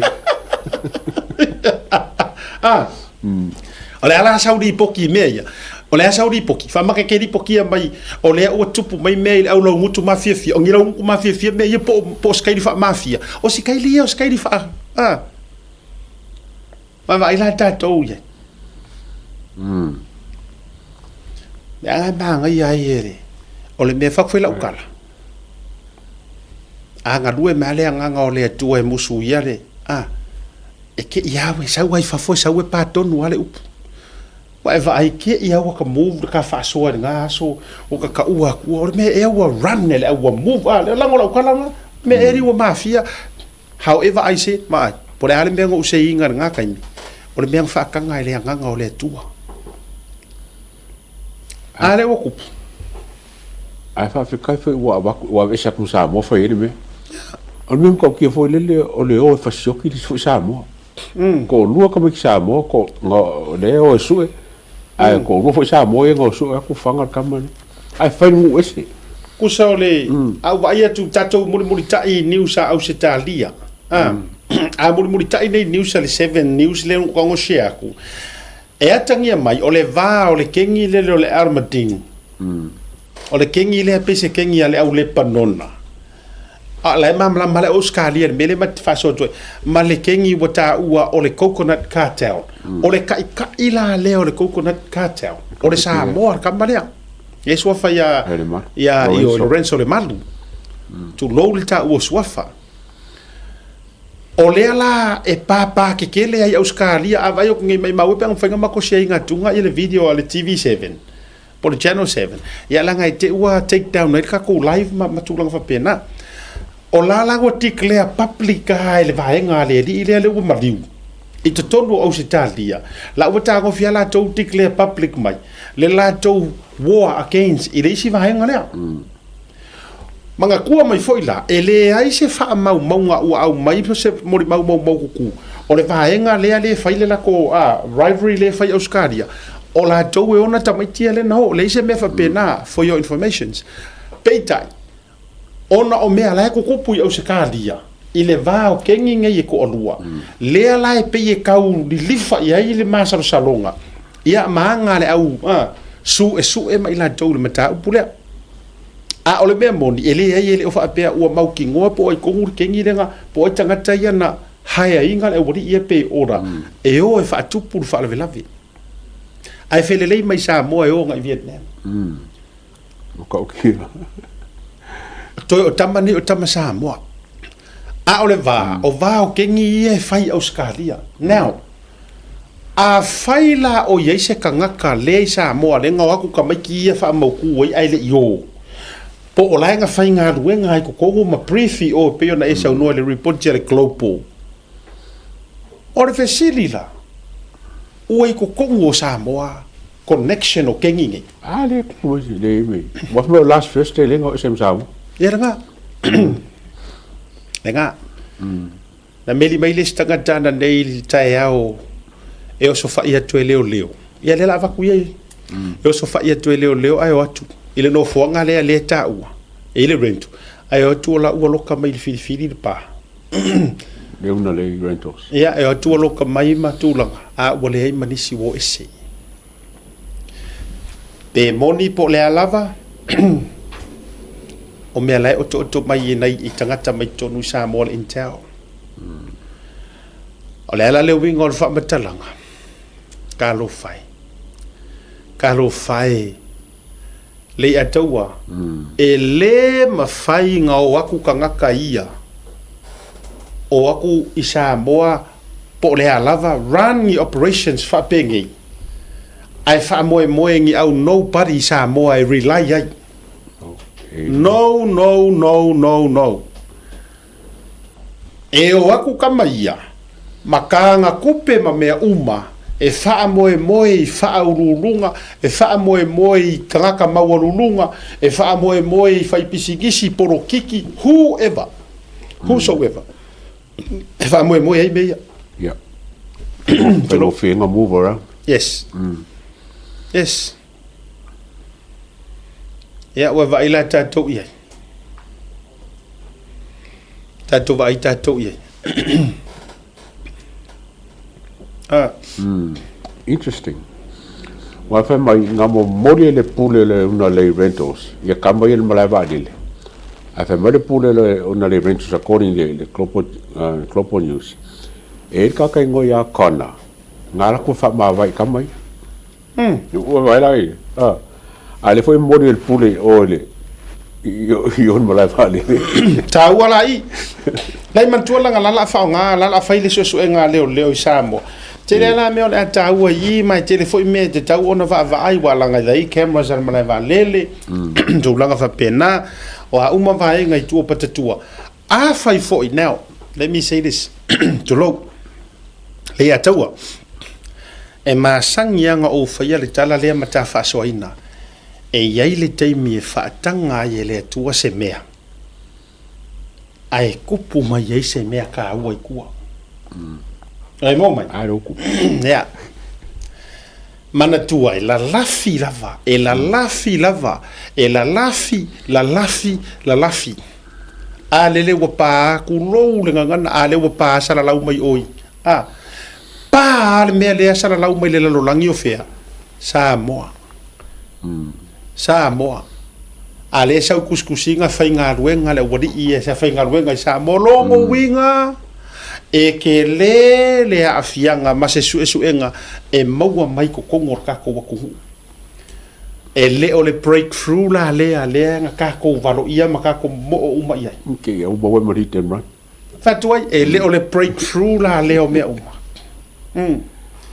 e le o le breakthrough le o me uma le la tatou va ai langa le tu va tu le meli ko kele fa mai o ka kila ngei o ai ko ngeki le au ka o mai ka kai fea ia ka ki aku pea I le sa ilinga lai fa fonga mai makanga ruenga o leo lai fa fonga mai makanga ruenga o leo e le o I e le o fai ko a lea len ka ko fa kali uma iai se break le ngol mele tupu nga o le sawa mana ia saurunga to tele o tangata uma ia o mai le ko moi ka malala o le au la o tangata e fa o ngaina ata mafu I le saolinga ka la leipa o la leipa o la ko ki pula le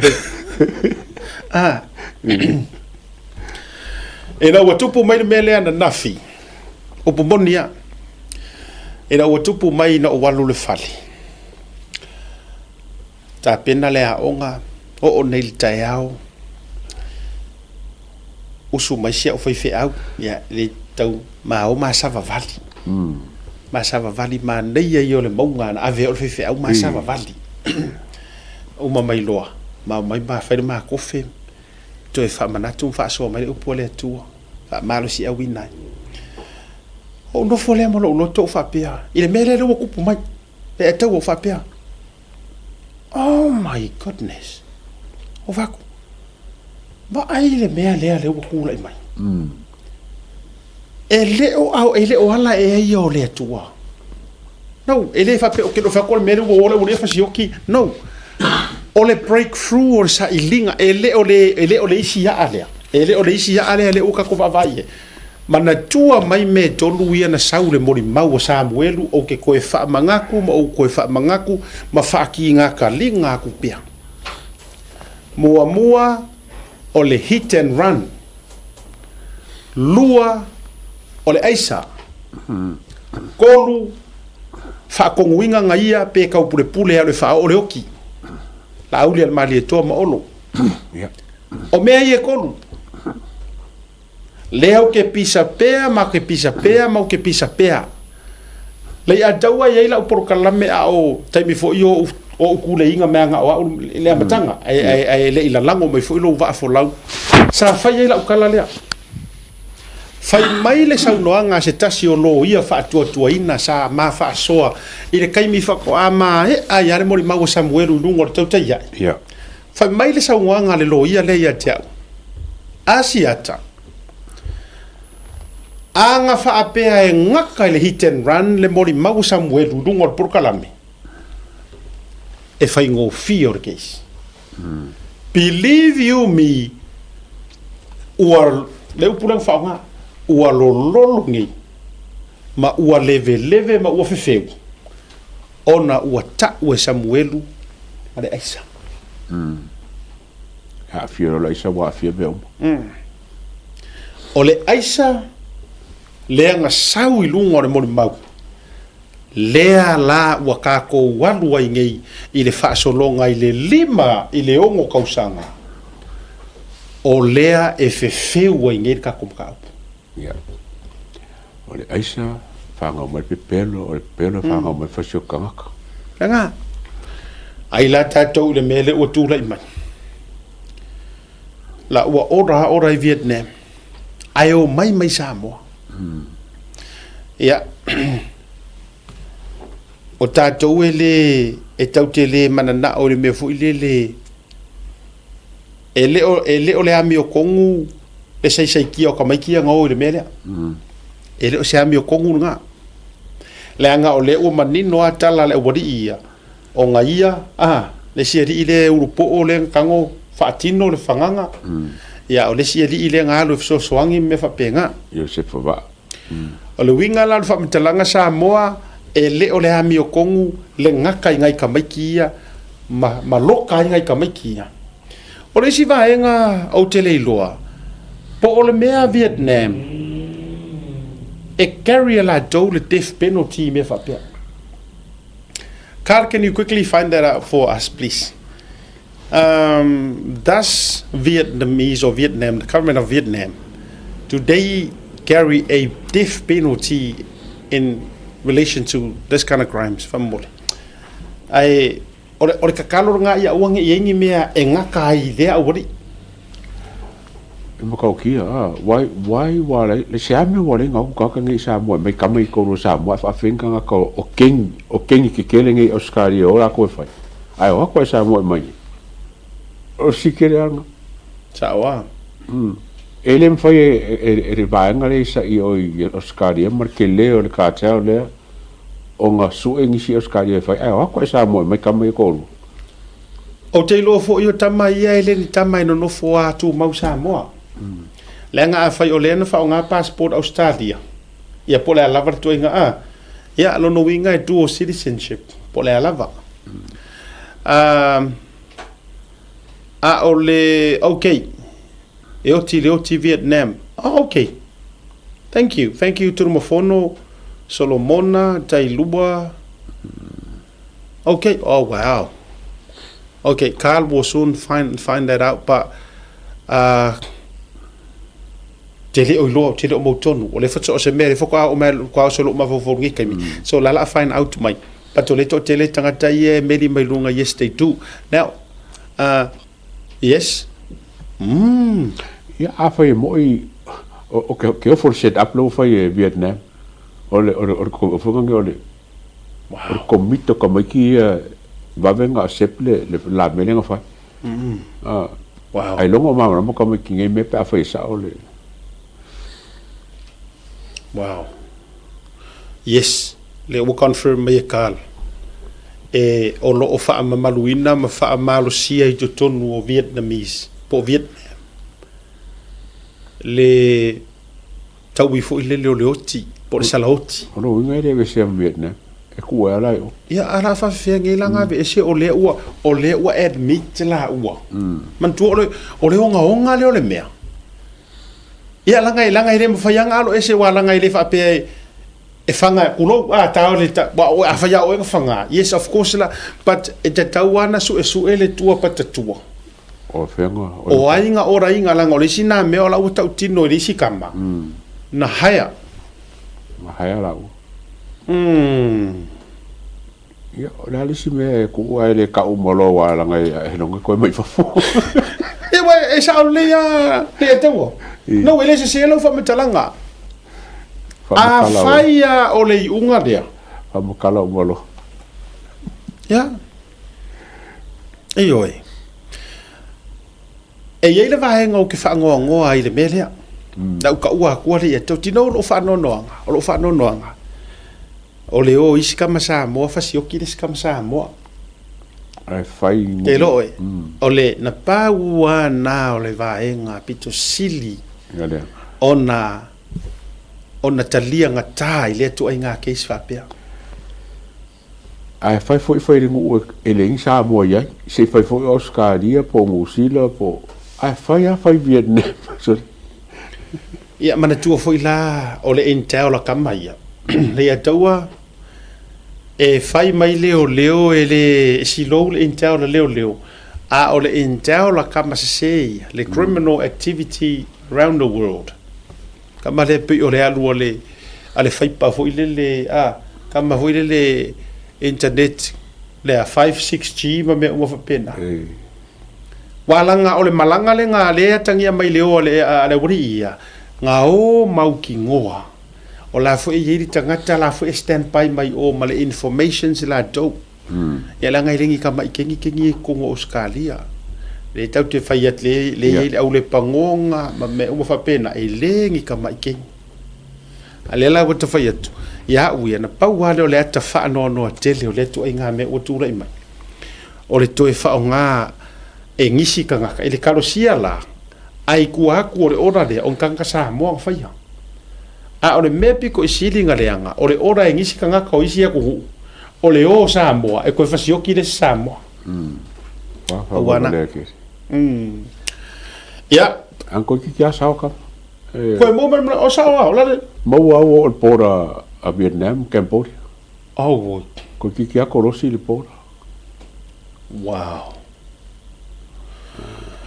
ya o mena le atua e ka ko ke le ke i ngai mea o mea na fa ele e ka konga maua e te Tautuana maua a wa fo ile ana fa pe ele kupu mai se mea ke le ku mai e fiu was is via oi ki lo mengo akai na fa ila utala i se o fi awan nei time ka ko vai le ese o mingo ya Vietnam mar mingo ya New Zealand o e mane tua mai masinan te nei le na sa wel tangata mai America le ora foi fa pe le haya assassination sa wale tangata mai America to lo sa fanga i le was it pakuranga o sa wale tangata mai America sa wa fangas kamaro ko ngala ave pasi ya ai bantua ole hit ole hit nga ora mai fo i America e me fo ia e ko ngeki me ka kengi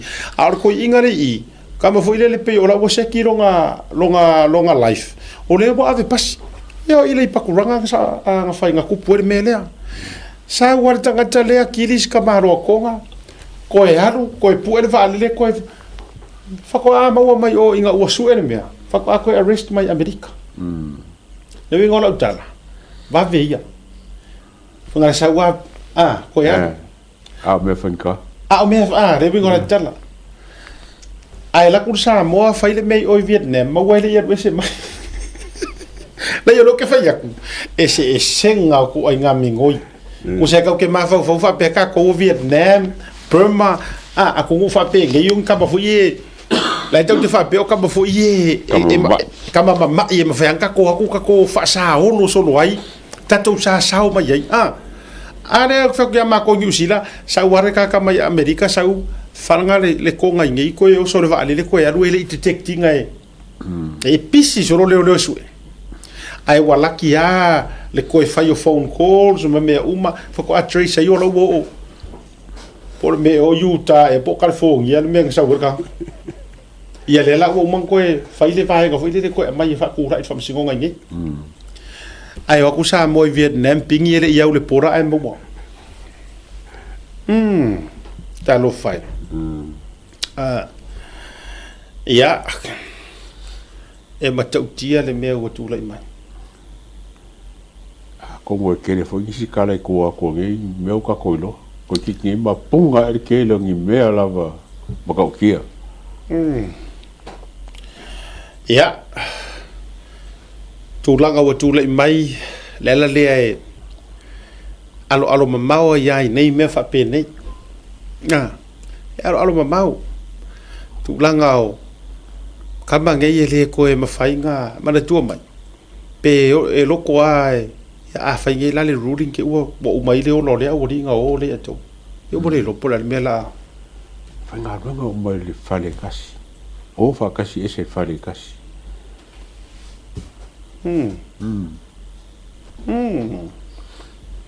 Tatou maralonga se kau whai kau ngai info ngai intel le sa base development or kako story ya tau te le me irisi tatou maralonga toi wha o proclam. Welcome home, where every guest is treated like a VIP. As you get ready for your departure, begin your journey at the main terminal check-in. From there, head to the VIP terminal on the left and make your way through security. Then, step into a space that feels refreshingly different, modern, newly upgraded and designed with you in mind. At Faleolo Airport, VIP isn't exclusive. It means everyone matters.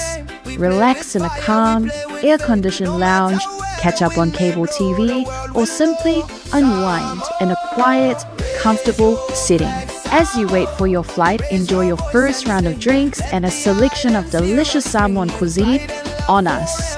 For just 115 tala for adults and 25 tala for children under 12, you can elevate your entire airport experience. Simply book online and present your receipt upon arrival. The VIP lounge at Faleolo Airport offers both downstairs and upstairs spaces, giving you the freedom to relax your way. Whether you're sending final emails, joining a Zoom call, or just seeking a moment of comfort before takeoff, this is your place. Talo Falava and welcome.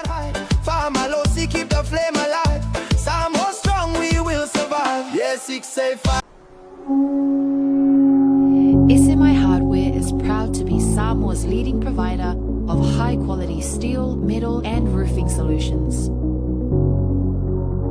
Colours inspired by the heart of Samoa, from the deep blues of our ocean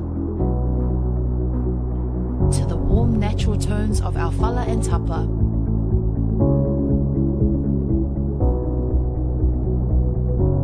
To the vibrant greens of our island plants. With over 12 colours to choose from, you can find the perfect look to complement your home, business or community project.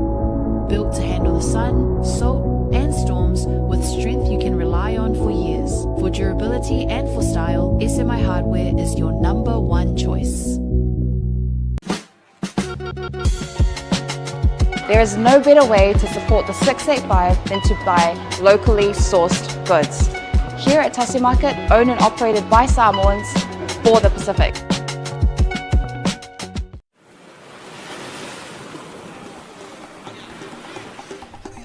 So for manuia malangi ma, O loo ingoa o matai'a leo tasi mea tau whao, o a'ua lawyer Samoa I nei mato ofisa o le WT Compensation Lawyers, mātou te whesoswani tangata wa whaina mai ta avale, whale whengaluenga na superannuation claims. O le manulauti o le mātou auaunanga ina ia avele mātou ofisa e whai ma fesoasoani I tangata uma o le Pasifika. Aisea, a wae tā ua e le mātou ofisa, tangata o le Pasifika. A whai o se tangata e mana o mia se whesoswani, wala au mai tatou ofisa nei Prispeni Australia le o fitu, tolu iwa lua wha iwa lima whawha.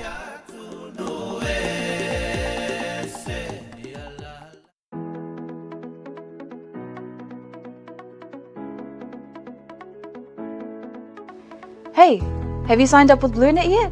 No? Well, let's fix that. Head over to www.bluenet.co.nz and hit Join Us today. All you need to do is fill in your name, date of birth, phone number, and a few other details. This helps us get you set up faster. We'll also need a photo of your ONT serial number and your modem. Not sure what an ONT is? Don't worry, this is what it looks like, and every house with internet has one.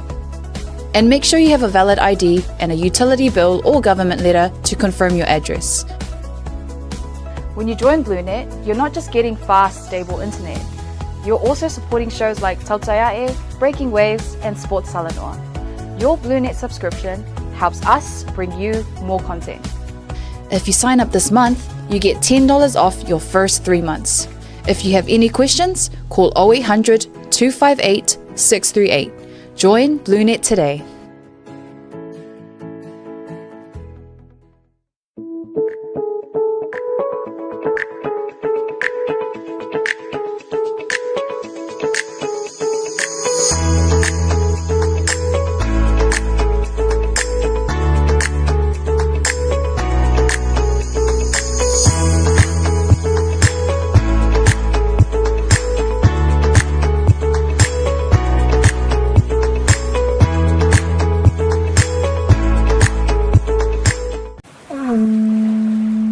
Oi, go! Come with me. This is where our adventure begins.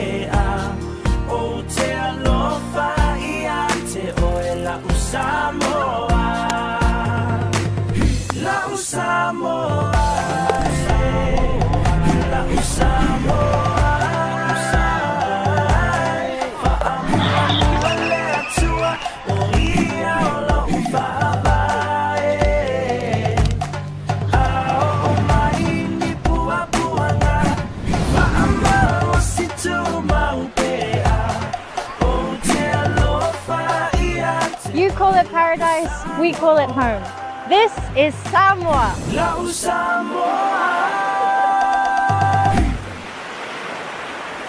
Jaimura wati leo fitu minuti o te lele tau la lima tau tua whao Blue TV ma poklama tau te ia e livanga le afi.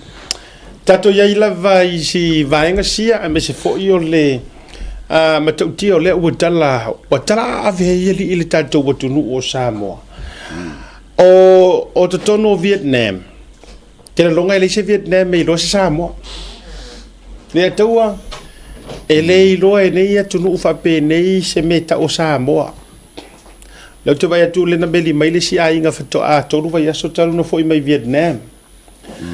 A fisili atu tangata ia la tau e ta otu Samoa e le malama Vietnam po fi Samoa. So you have to mention Australia, New Zealand or Hawaii. Ai te ilo mele o tu lai mai. Ole am kwa. O ka se promotion so Samoa le o kula i mai le mele nei. Le fo o tau fai sau fa solo adoa. Le matau tia. Ai, pea ngō whaiak. Esele whainga kā. O le koe o isi Samoa. Koe whaile mea i le isi Samoa. Te le tu ai ngā whaina. Ma le o ia. Le a tau.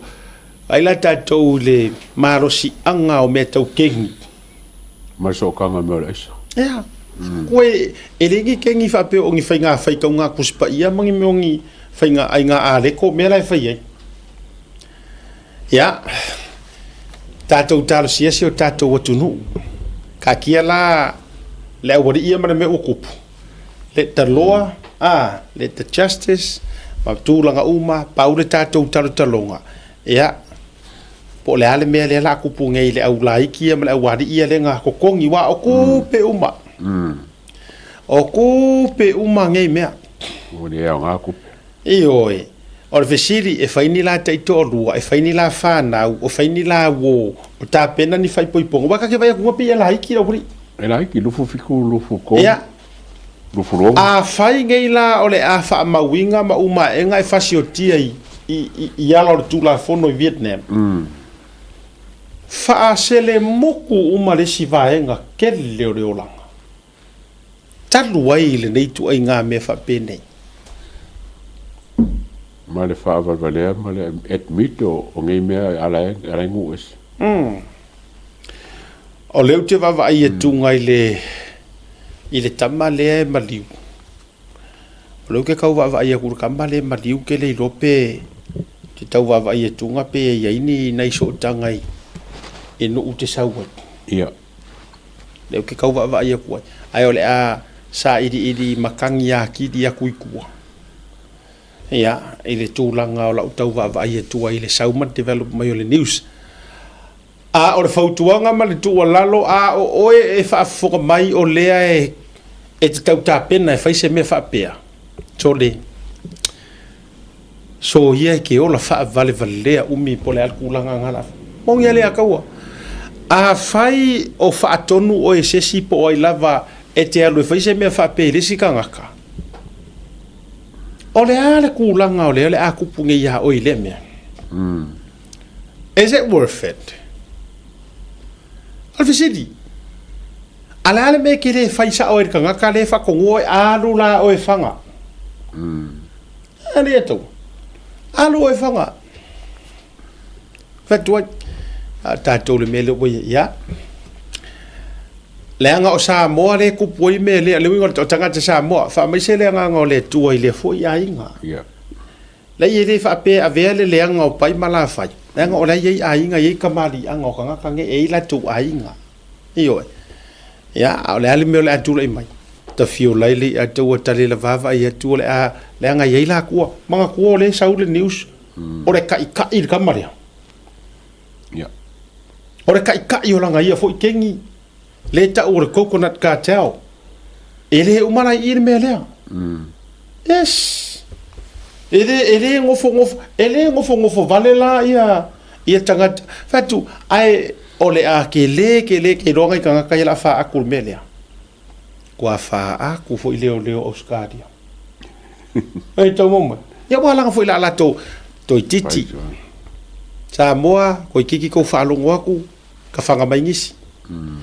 ka whaka maingisi o le a tele le toto masaa ai o le a tele fo i le whano ola o whanau o Samoa ni melea langa ise a langa o kako wele langa fo o le uka le Samoa koe whai le Samoa e oi au la le whautuanga ma le tua lalo ka lo whai ia mātua o koe urusa kou kala ia kou whanga unga e oi mea o toi talia esta mai titisa total a fo e singa vaenga kadia koe whangwhangua kun ngei kaimi make sure la to ma vai o tau saunga le mule ngai le kea ka mai e a kua ka whanga whaasolo a kua ka ngaka i whale o le mele le la tupu retaliation a whaape o le te loe o e mātua o lo o tau no nofo mani a tau whanau o le affiliate me whapene vai po se whilwharenga ki ngofo move yes vai po se whi ai po se whi masao nga le mu le ngai ese lar ko inga mele la tupu nei i lungo au wala o tau i au se tadia ai mai se fo yo Samoa ele fai ngofie me ia ele fai ngofie ele nga kai Australia e o ki Samoa matanga ruenga o leo mataitu le le ngai mai do foi ka ko fa penga ai ua tau nuu mea ia na tatou pisa kuan te ilora ka ngaka le au ke fia o te fia mana o a mai maue pe anga koe mo se avangoa se isau e faisanga kala i mengi o le mingi skao leo le ke akungi malanga faualo le nano fai atu langa e re ngalo ya ulan le sira sau noanga fa mai e le yangi me fa pe o kupu i Samoa ele ingi me fa pe ngi ele o ya yo le ai mar pupuia ma ya mar pupuia la le o le ngai fa ngaruenga o le vai tu mai runga de postal tamale te pe o tangata le te o mai lo na sofa kona ya le mention mai lo vai tu mai runga langa post na wa mai lunga e fa ilo mai le o ia le sona so tanga ma tu langa fa pena na o fai lo mai ya tati atula isu enga leo ma la to fo officer ya po fe to ye le vaenga ya le to e ni si vaenga ole a o ese mai ye mata upule tate afia ai tate le to fa solo tu ne ni si fo tato mata upu masania ima o case fo le pilia ali mongi lo fa ma mai ngai ja. Allerlei file for extension. For extension e allow way a pili. Allow way a pili. Wa makaria lai file le pili alai fai kuor ka mi wole ba pasi a. Le lau ka fa ba mai. O le extension lai file ai le pili. O ile a pili fo ile o ile file le ko fa popongi sia so ku ku ya ia ka ka penga ile a pili. Yo. Le pekalia le pili. Langa ele kalia langa lau file le pili ku ko ka. Ku ko sufa so. La lau file la karsanga fo le kalia le extension. Inga ia file le pili. Lo inga mo extension no lo le pili. Ole ko ngwa le va ngala ke pili. Pili le fia fai unga kalasa. Ile le kioti o la au del marito. Kioti o la au di mo. Wa ka ko wo. Ia mali o ma. Ole antonu wale va ngor fai unga la le fia. Me a ko. So ola nga ke ma fau e fa mo ise fau nga. Ole ma ia kalasa fa mo. Wa te lo na na ole na. Lau fai mai fa masingo. Ele mo il fau nga.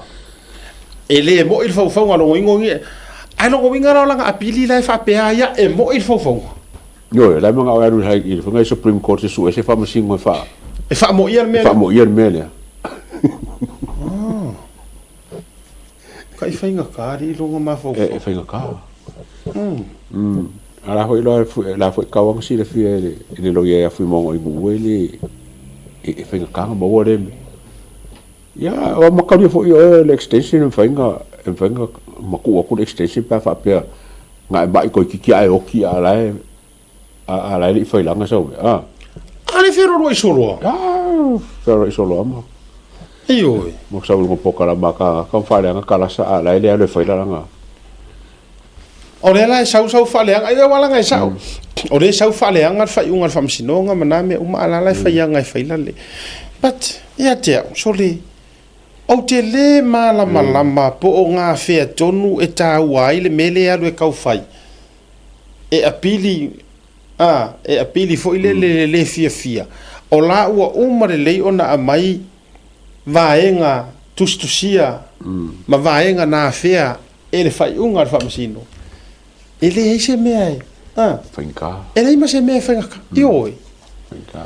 O kera longa e le si vaenga o te ilo le pi e tau whaare fia. Ele vaenga le no vai e tunga pi e la tau te au maia. Le tūlanga fo i le whape maia i hotel. Oros ma meia le sa. E le kaua ngā mea. Mai langa mana tua mai le ataua. O le taimile nā. O le taimile nā. O lae tau sefe mo lae kau pui. O lea iei le whaafefe. O Samuelu i longa ola. So o lala e kiro le whamasingo. E le o fau ngi ngai mea. So o le sefe o le ona o kama lea le mea ka uaranga. Ale e se ale vava ai ma le tilo. Winga nā lea leina ta whai atu.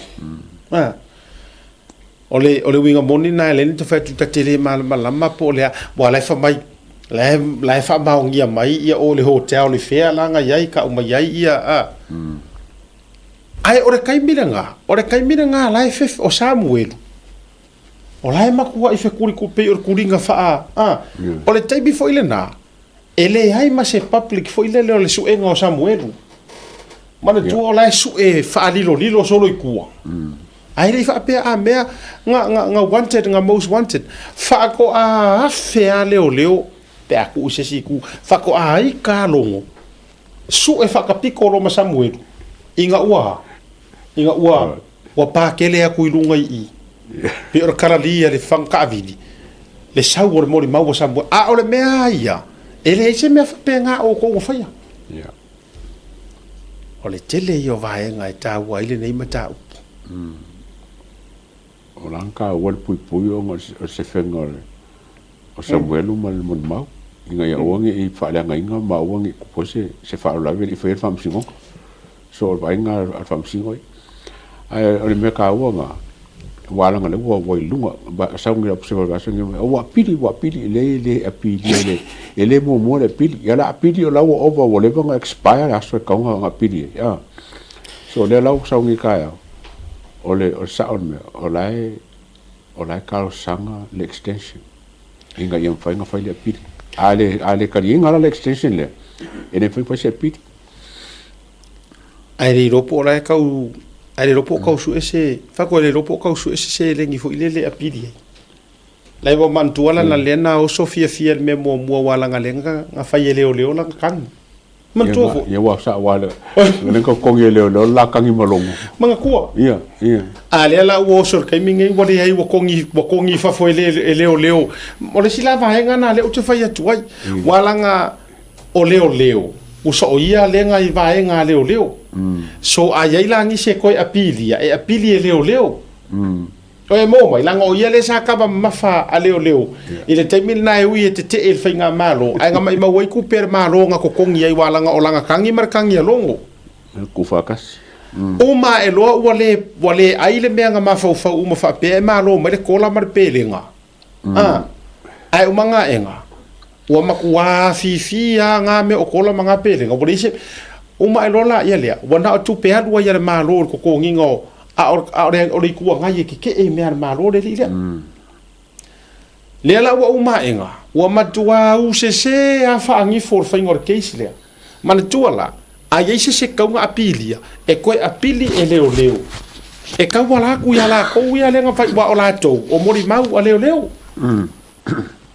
so o mori mau ku kula ia a leo wa kangile mo i fa sau ya ngai mari marongo ai langa ola e actai leo on piaf ku so kama mafai a leo mo fa fo mai sa mo le la wa uma e nei o rule mai fa masino so le ruling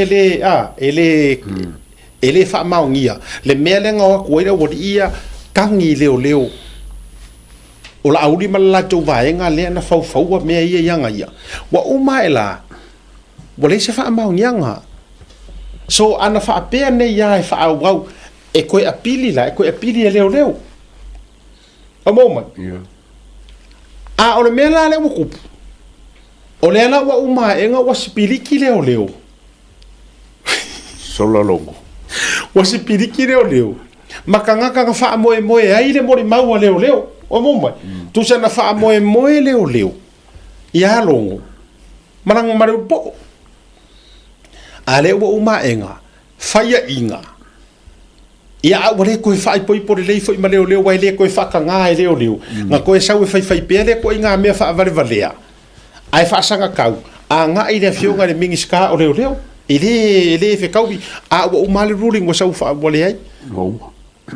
Le ala lea lea ke roanga o le kausu e ngongi wha angifo.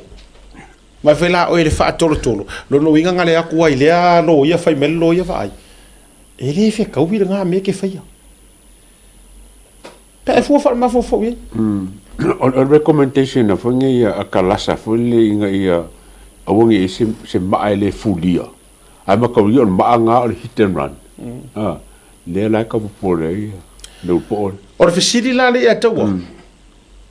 O le ala nga umangei ai saufa mai langa lu ia i le fionga pare mia la kula ki whakau ko. Ko kia o se sea ko e la kula kengeng kambu. E la kula ki whakau ko. Longo winga o mafuanga le whako kua ye langa apiri. Ai wha pe pa langa pomu asu le nga sau kau whai mai. Ai sa lau tala. Mana tua awa o fesiri la le mongi. Anga i oi mai la pare mia whakaikainga. Nga asu whakaikainga e wo never. A o winga. Anga i oi mai ngai la pare mia. Longo winga i le se apiri. Ioi. Ia wa ho umai ngal case. Kusa o le version nga le harmony agreement len kam whai. Langa i loanga sao le harmony agreement. Sao le whaidi mele e kauiele. Kauiele so kanga le. O le whakanga le. O le whakau koma le harmony agreement. Kia i kura fongo ai whakau koma. Kusa le me whaide la iai. Wale fia au iai hi leo ia ngase nga lako vaenga mua. Lango le so la ese mai le vaenga le anga kele nga lako whaia so esu e nga mawhakara ngoanga. Kusa wale o koe iai kele langa vaenga mahalosi le se kongu o. O e tau mo mai. A e fua wharma fau mai lau whaafonga Samoa. O le kele o le vaenga le nga wha moe ai ia isu e ngari mongi. Waka ai uma fala maka apepe o le whare moe foi le wheala e ngau vivingi moa. Vanuatu le si rongi ngusira le. Le sue se avango le si i le whare pui le wiri. Lango fo mai kaunga mongo le si. O le ala le wingo le whametalanga. Wale o ko iai langa vaenga maro si kele. Maybe o la iai nga ingisi la ai. O mirana le ala le tawhaiaki. Po o haku o ia apili adu whai. O so mai ngei whai kau mo whai se mariri e nga whakau ko ngal kuspa ia. Pei o mea tamai te su engor o le tupe. Pe o su engor lima su senge whai lele. Kau ko mai la so whai Yesu. Kau ko mai la i mai. Ai e iai lo utari tonunga le atua. Whaamata e le i iai se whaukuanga whaaleanga ngā siong ka maa whaaleanga. Whaamata e le orana whai au. I'm just saying this. Awa aka ko wo me o whakau ko ngā whaaleanga. O nā le rifare o lata vai malata mai tau. O ngi mea e kaunga whaao Sofia mai e whai au. E lata whai au. Whaamakai leo se aikia le anga whai e se anga whai au. What do you think? Ia masaru awa. O ke longa a whai ero se whau kua kar whai au. Ako ngō e wa fosit whai au whai mele. Ia. Ka toi fo. O te tau nōru whale ana nafi ai saulo i lunga le niusi le lunga ali i fo ilea. I mai whale ali. Le lunga ali mai whale ali lea o toi sui le la mori mau. Ia manini ma. E sere maa ngai e le mawhainga e sola e se mea ke rola ukala. Ma tua i pulesa i le where leia ku ngai runga o le video. Ma tua le ata le na vatu ai runga. Ua ke i rika maaro malili. Malili au e whaafafonga mai. Ua makua e ke i ai le vaku i runga o ro waka. I le rua sava vali marimo ngi Ko e ke ia. Ai ina ua umana e tua e runga mawhai lau tala. Kuanga i e runga. Lena toe counter al fisilia al famsino ya Darrow. Ai nga e kua e ange i runga mawhai lau kala O le fast nga whaalafia oi. E ri mga amia lang kūlu. Nga kua ia lu. Wa ai la tātou wā. Mea lea te whautua ma mafai atu ai pea so ia e ke oso re monge oso so ia ke ora pero. Ke roe no ola tu whaitau. Matua i tu lou asa mo te le makua i o ufa angoa ngoa i le ku ai ngā ngutu pe pelo wha pene. Ke roe lau kala le upu moni ale atau tauna tongi rau ngari le I'm not trying to be Lei ole mea sa ole justice le kau sui. Kasi le ngari wa kau ngoi ka malala. Pe pelo. Ma ka po ing fala fia la o ma. Pe pelo. A po fa ko fa la ka. Pe pelo ma le o le ngia o ole le fa masingonga. La fa amalu si au le no fa ye i le fionga ya tai o li seu. Le ya taua o fa amalu si au le no fa ye i le uso tu lo le fa fonga mai. Le nga ole wa avelanga kang. Ia a ole e tau maua whawhatala, ole pia tau sa ili solo mai se counter. Ia. O konge kia kui Samoa ai saudekati. Kau sa ili solo se vaenga e kau whai se counter su. Alau timu ia. O whailo mana utala le nei le whionga ia tai o liseu. Tai o liseu. A fai e ke sila fia e ke le i fai se wha kosinga po le a lava se mea na e fai ai se mea tau se wha tosina e ono maua i se kanga kai aru e su oi. Aua e ke popole. E fiu fo ingisi e o e whaku maingi pepelo mangi mori mau e wha mai ngai rumo ar whamsingo. A lele ua au ki maiti. A le ua sa. Lai mori mau tai o li se ura utala na fai ai. Wana whamai sa unua ngā si whaipule a tai o li se whamai seata. O ke le popole po o hai fo i ora mako i kumalo ole a o e whaku ngai mea. Onga ole malo si anga lava mare oringi kupe mare feika ia ke au mare lava. A whaia e uma mai leanga i le ongi a ngelu fo i ngi whamasingo. Kala skama. Tau ngonga skama. Pe uma e a e whaale kongo ai o whaale kongo ma. Po le han me yai. E le suia ai la ukau kua i lo ngu. E le suia ai lo olofa i lo kumalo. E le ku ua i fo i maa mea le lei e whai pea moringa i paia inga. Kusa pe o ke le koe fo i kukonga. Sa uanga le raka. O whai lo iai. Nau o whionga le sui mamaru tai o li seu. O ke le pero kurungo i o lai whafonga mai tai o li seu. No whai tola utala le nei. A whai e ke i loa e mama oi. E le se mea oi e lo ke whea kuai e le olau komiki oi. A whai ke si da fia. E le ai se mea e ke popole. O ai foi o le asaunge ka penga le whakunga o se mori mau. E whesa se sasia i soro nguku i rumo whamsingo. E maa kila le leile i loa le whamsingo e pepelo. O lena mātou whaasoa me tai o li se ule songa fua. Tu muri e la ia lea. A o anga ngafi le whako au ai ai. Libere. Anga ngafi. Ai o vai akunga le au mai ngai runga le news lava le a lako news le ita pipi ale observe. Le u fa batala mai ai le koe mauar ko inga le masion ko ru. Ai po fa ko fa la kala ning sa vari muri mongi lunga. Ane no fa tu ye enga lue mai ale anga o le tu.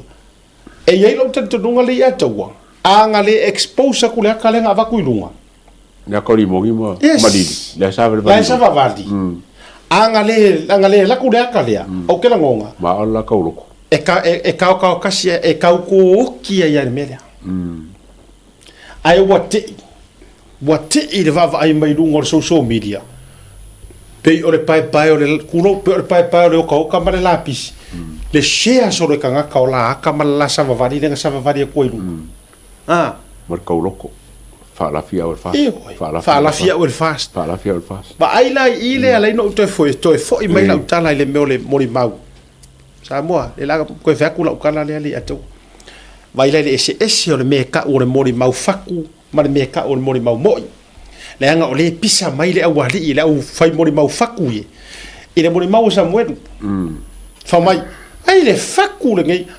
E whawewhea nga whaku le mori mau Samuelu, makua ti teos le leile sau ngona mori ma o ingo kangaka o le aso o le ngofoanga o ainga va ai e langua ofu e furfurua le fakfaka o le kaavale pulo mai fea o le ungari ma vai ga koi o le telefongi o le telefongi o ele mia e makua ti teos o mare mori ma a versus ile mori maule ka o mori mau faku ale wore ka o masai ngo se kangaka e o se komiki e o se komiki ele fast e unha piu masai lo se ngo ma vai ile ko inga pe pelo le mafau na fa la fia o ele fast party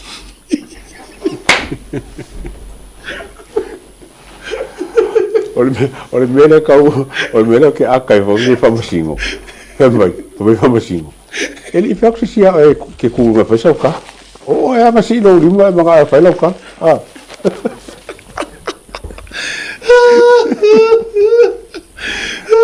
ai va kuskoino la kawo o ma vere ele fera ka ro ko le nga o ko no ske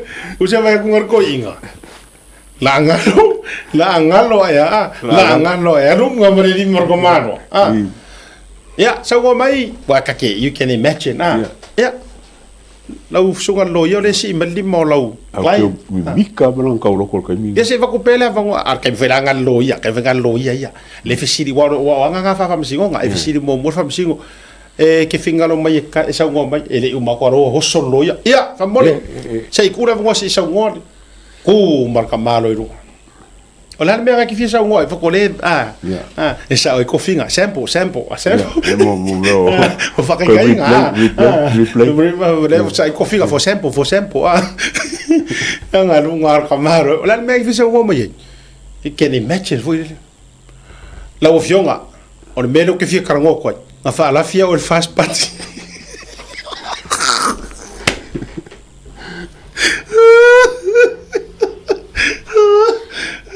ya nga fa la fia o fast party mo vole ka roko ai lo po fa pesco ngoma didi o le fast party o kai komiki ai po fela aka e mai ka karenga o ka roko ko ai fa pepe ko fa le kere lo kala nga o le la ke ro o mai ngaru ai war fia o e mo kingo nga waru ai mo vidi ran kama sa fa no lo ele vidi wa ko mai fa fu ya ngo wa ala skele lo ko skele lo ko te si kwa fa le ke e do sa o me fa ke fa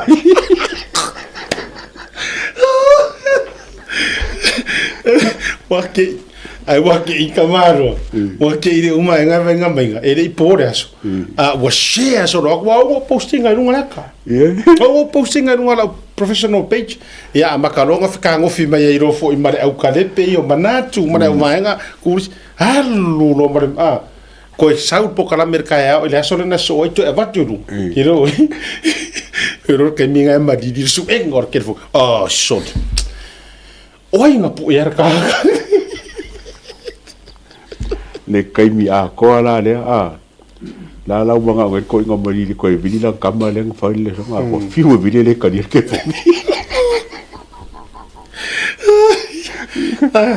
ako va ai le ko mo ko ala alu mari di fam siu ora foi la kala le ko fini fo me fa mai manga ko fa sa lan kala li se se la kala no foi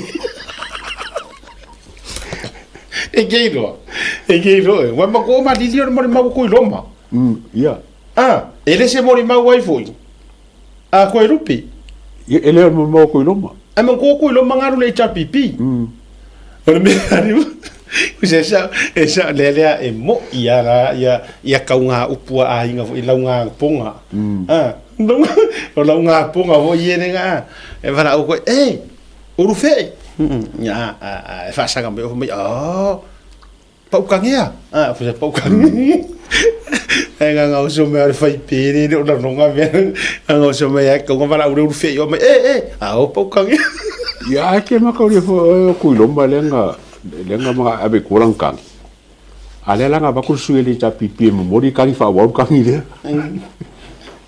So Allah ola eso. Ma ai ka ko ia i le ko a ole a fishing ole a ko mu ka maro. Carl, do you still have that photo? The man with the red back? Remember that photo? Carl. Yeah. You know? Remember that man that was carrying a red bag with his wife, and his wife with a 1.5 leg? Ko fero na siro mo ko ye wa le kiri kala lo mo ko alanga vari ya. Ala foi na le si recent le ko ave, la foi si recent le ko ave. Ele ai se be fa penga a. Fa mai. Lo ko wai. Yeah, yeah, have all those photos. Can we have that back on? Not that one. The other one. Yes, and that one, and there's another one, a closer one. A close-up one. Kuilo mane o ko inga lunga. Ha? Kuilo mane o ko inga lu. Ya so kuilo mo.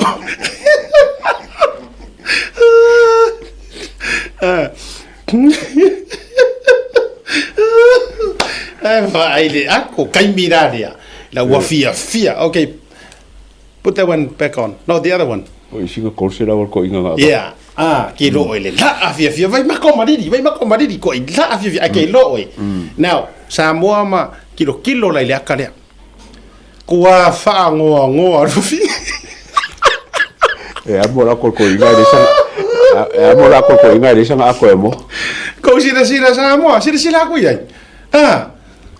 Kua I fa ngo si fa fingi ke lo e. O la ngofo mangu o la wa ma si fa fingi. Wale la vai le lo makua kau ave ki nga ele nga ka o mafakianga o popoanga ai fa popo mo ngi pe pero nga ai va ai langa malo fia e si ua lai makua ka ape se la ka lai pos nga ni se la ka la po le ko so mai ku se ma fa si fingi e ke vai waku. You can tell lo ngofo ka malo o yer finger ki nga waku loko. Eva eva mai deri maria pui mai. Ale aka ka malo ale aka mai. Pi yore ka mai di sa mari mong. Ale na awe ni mo ni malo sa nga yela. O vese me alo e mori mau o le HRPP ai sa fa la fiel fast party sali e wa foi nga ko inga ya e ila nei ngo fo ka mai runga oi le fa mai tanga tana le na la to fitawi pro me fe ka wi ki avi ka wa ko fa mai wale o fa mana tu wa le wo fo ka mai ngo nga ko fo ilo le e mo e fa ta la fonga e ka kaunga su e ka kaunga ko e fola ngo ole ngia mana tua oi le si la me am ka kia ole ko american ko ma thank you Carl le si me am ta tia la nga le la fa to mana tua la I ko rupi ole F David ko ngwa le nga kiotia oi ya la ora ta vai o le affidavit ko ngualea manga ko le affidavit le lenka ko pisa makele o mai ka ko kala le fionga de sichi o nga wai ale winga le mori mau le ngi kingo le ngi foringa affidavit ko ngualea se la ulimas furulenga ave se la ulimas furulea le fa mai nga fa la fiel fast lele o ko o mai ka kingo ile ai se pelo ko ele la vai ro nga au pero court le ruling yes nga o le ngia le court o le ngia vai de mang ai ya ko mala kuinga ko lupe ina so ia o ma fia le nga ngal pawanga o me le nga kilti ai o le mele ile o ngali ile o le la o ko ngale o ngale FTV le nga di poki mai Samoa ala le o ko e o mai ngi ma fa le ko ngumai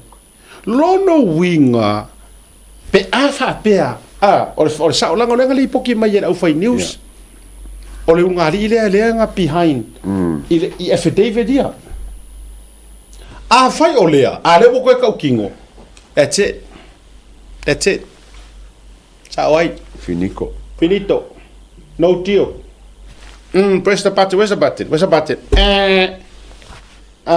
no deal right bo uma afai o lea fai ngofia le vinga ngalo loia wa o manga mai sima mo rianga nga manga ma ngasu ko fo I mai I le mo I petition le o le fa maungia ko back ko resustain reinstate resustain recompare wa lo ngali le lenga receiving as la mas furu lenga lenga pare ko ngoi that's it awa va ko runga te ia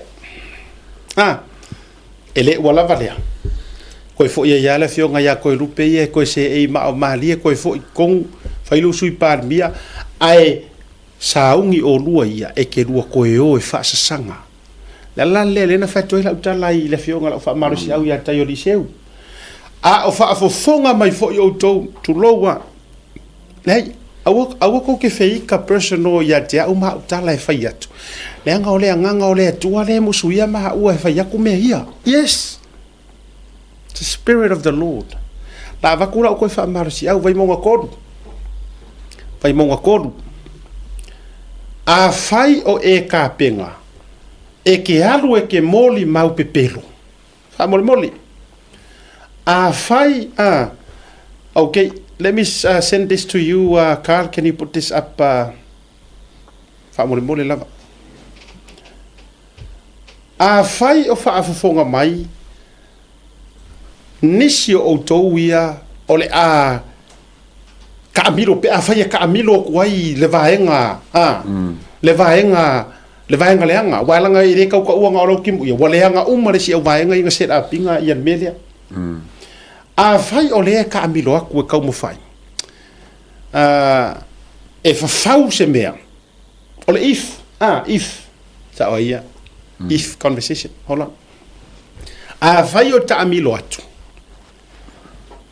ia sili o nga e maka ia avea le urungali ilea e fai ma I o I maka o mea ia o le aku saungi fai now put it back on well, put that on the screen fa mole o le lipoki lea le Samoa Globo credit to the Samoa Globo to iloma asina fa tai to o tonga le o mafa o nga ina tua now let me read this can you just bring that close or enlarge that one on the screen.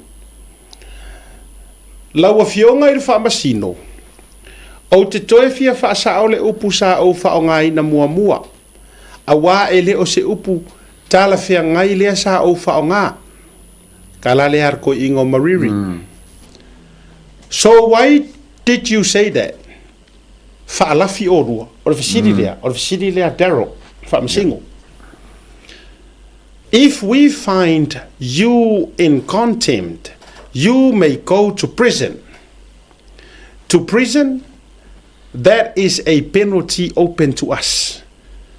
You were very clear when you came to the court about a month ago and said, sa whaalafi ma ua e le whaamsingonga. Le la wha sa mo umak. Whamaira kālar ko ingo malili lea wa kūrei mai. Wawai le whakua akar whawhingi. Wawai wakau akar whawhingi na karea. La o le atar whine, la utau sa o le hami o tonu. Koe fo irunga. La ua fionga i le whaamasingo. O te fia toe whaasao atu upu ia malili. O te fia toe whaasao atu le upu sa au whaongaina mua. A wā e le o se upu talawhea ngai lea sa au whaongaina. O le ale upu le kau mawhai malili e koe whaasao ma whaao ioi ma ai oi le whaamasingo. O le upu le li lanu. Sa whaalafi ma ua ele fast. O ngā whasili lo le whaamasingo. Ai se a ngā e whai mai ai. Nga whaalafi o lua. O e malama le whasamu atu o lua malama. A whaamaongia ngei lo lua o le ngia o le whaamasinonga. E ono ave o lua e lota i le wharipuipui. A wā o le unga le nā o lo o tatala ina mai. mo tangata e whaapea. O le ngia le whaamasingonga. Koe whaupopo ma le whaamasingo. Ngā makua i mangingo lava lau saungoanga i le whaamasingonga pea ma se masinga o kuanga iaku. Sa e whai mai ai. Sa whaalafi ma ua e le fast. E le ilo ko inga le nga e siungari i le ma mafa la melenga fai. Ua ave se le kofio o ko lupe. Fai mar fai unga fa masingo i lunga mei o kala kuskusia ili apire o nga le ka ko pisa ko ya. Ka ko pisa ko ile i funga fa masingo le a siame wa la i onga fa kanga e fa masingo siri le mori maule. Sa ka unga su ia maua. Ye le lau bai anga su ale lo mo. Sa ka wala nga su e kaiminga. Inga ia su inga mon ba. Le lau fai ngi le fai unga fa masingo siri a ko lupe ka wai ia i longa ria. Ele ilo longa ria ma mafa la melenga fai. Ba ba ke le mele fai. Abe se kofio o ko lupe. Fai fam singonga me o mangi. Ale pe fo ngo feli pe se me fa ka alo le mele fa pe o fa la fila o le fas. Le fra wa ku ku ila va e fo nge fam singo. Inga ia ka kasi la melenga le pulenga fai. Ala la vo sa la vo se la me o fai. O le isi vaenga taua su engol melea. O le tua lalo la le la vatu. A wai fa pea fai ngā Yesu ma le tua. Le a kau wai fa pea fai ngā le tua. E toe a vatu lava oe. E toe fai faʻasoa au fai unga i me lea. Ea se vaku lau kala lea. E vaku anga i CJ. Ma le si whaamsingo siri le iai ngai a singia o le atau au. Le atau au. Manga kua mai. Ngā makua i lua go deep, in and out and beyond. E makua fai ar su e ngol mori maulea. Le anga fai e lua fai unga ma convicta ia toi rupi. O lau kakalo, ia lua koe whaasanga fo i go deep, in and beyond and about and out. E su e poinga whakongua fai ngol mori maulea. E kau, ngā whaalafi maha ua el fast. Su ela. E sa roka. Ai po fun fala fia pa fun fala. Ia lua makua su ea la masa mala auange I whaanga ka de whapea mai nga o nga pepelo. E kakau nga lua koe whaia le mea lea sa lua makua I all ina ia le su enga whakapiko o se mea inga ia makua maua I se avango e kioti e koe rupi.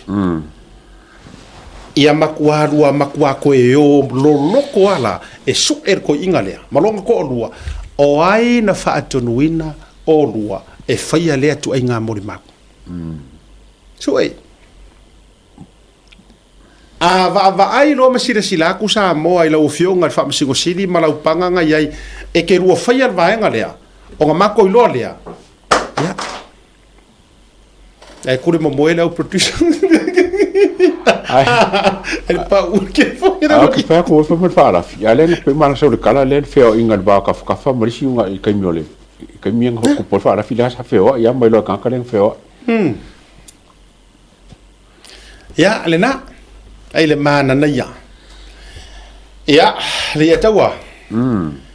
Ya, o manga foi ngi me ufa manga ku ngi vor kamirangi o ko pisio le wanga de court no ve la bolanga la wakanga sa o maia le grupo o ma codfad ele faku le melia a fai o f David le ngali ile le nga fu ia ma page e fam singo nga le mari unga a le o ko ka kingo ile ai o sui lo no winga o no case to us ya koe foi mai koe rupe I ko kongu ku lo le fionga sui parmia to e fa foi mai ona tūlanga sa iai ai fa sanga lo mal fa masingonga si unga risia tatou falinga ona ua ata foi taimioli ai nga nei fontanga fa malu atu Samoa o lo te pena ma pisi tele tūlanga o le tatou fono fofo tu ai tapena ina o le tatou sisinga fua. Our 64th celebrations coming up starting this Sunday. Ela na wa va veena a matal tatou pokalame ma umai le nefiafi ona fele matu fontanga le fale Samoa promote Samoa le fionga konsula o al malo Samoa ai mesel o le taifono o le maftanga faife au ia ma le tatou fono fofoutua se i fa mautu vaenga malava ia o le tatou fa moe o lo atofa me la lea ia tai au foi ia to fai fo le tatou proklami ai fa manatua tu o le aso sa nei le tau le fa ia fio mai mutala mai au tatou fai lotu fa tasi i le tatala alo ia o le tatou fa moe e ta o tolua la le seunga e tatala ai foi ma le fa manatuina o le vaiaso ngana Samoa e pei ona moa awina le tatou fangasa so e fai le tatou fai ngā lotu ia lotu tu fa tasi ia tau le fa ia mai se fo tala i fufuanga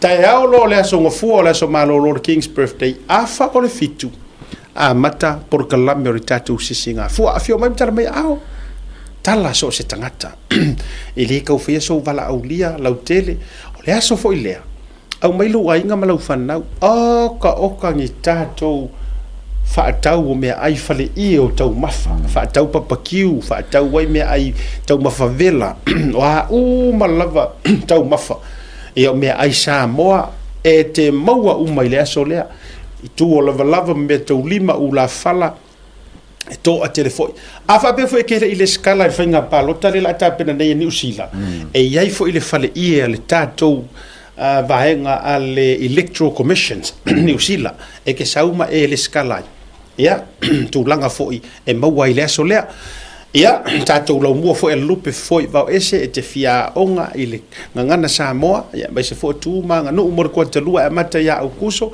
e iai foi le fale i le tatou lau mua e le ngata e maua le tatou fa ausi ia ai te resitala i foi na mo le tatou kua te lua ia au kuso o e le talavou tu langa foi te fia tautua upu ia mai se foi o le tautua ina o fale o matai ala e kalesia tu langa fa pena o vaenga uma nei e te maua uma i le aso lea aso ngafua e kale ongo le vavea ua leva ngamu solo papakiu mamangongi o mea ai te tonu lotoa ia a e sau ke ke paka mai o ka paka fu i le fa sanga mai le McDonald's manisi o tu ala lenga o te tonu lotoa al fa Samoa e yai uma tatou vendors matatou fa loa fai tatou fa fia lo ia le fai di pu mai Evandale ia awantu lango se singo tanga vai o tatou tunu ia manisi o fa fianga ia ale amo fo ise ava no e fa fonga ise fa manuanga mai le fionga le lipa le mio ma lo tuto tasio Samoa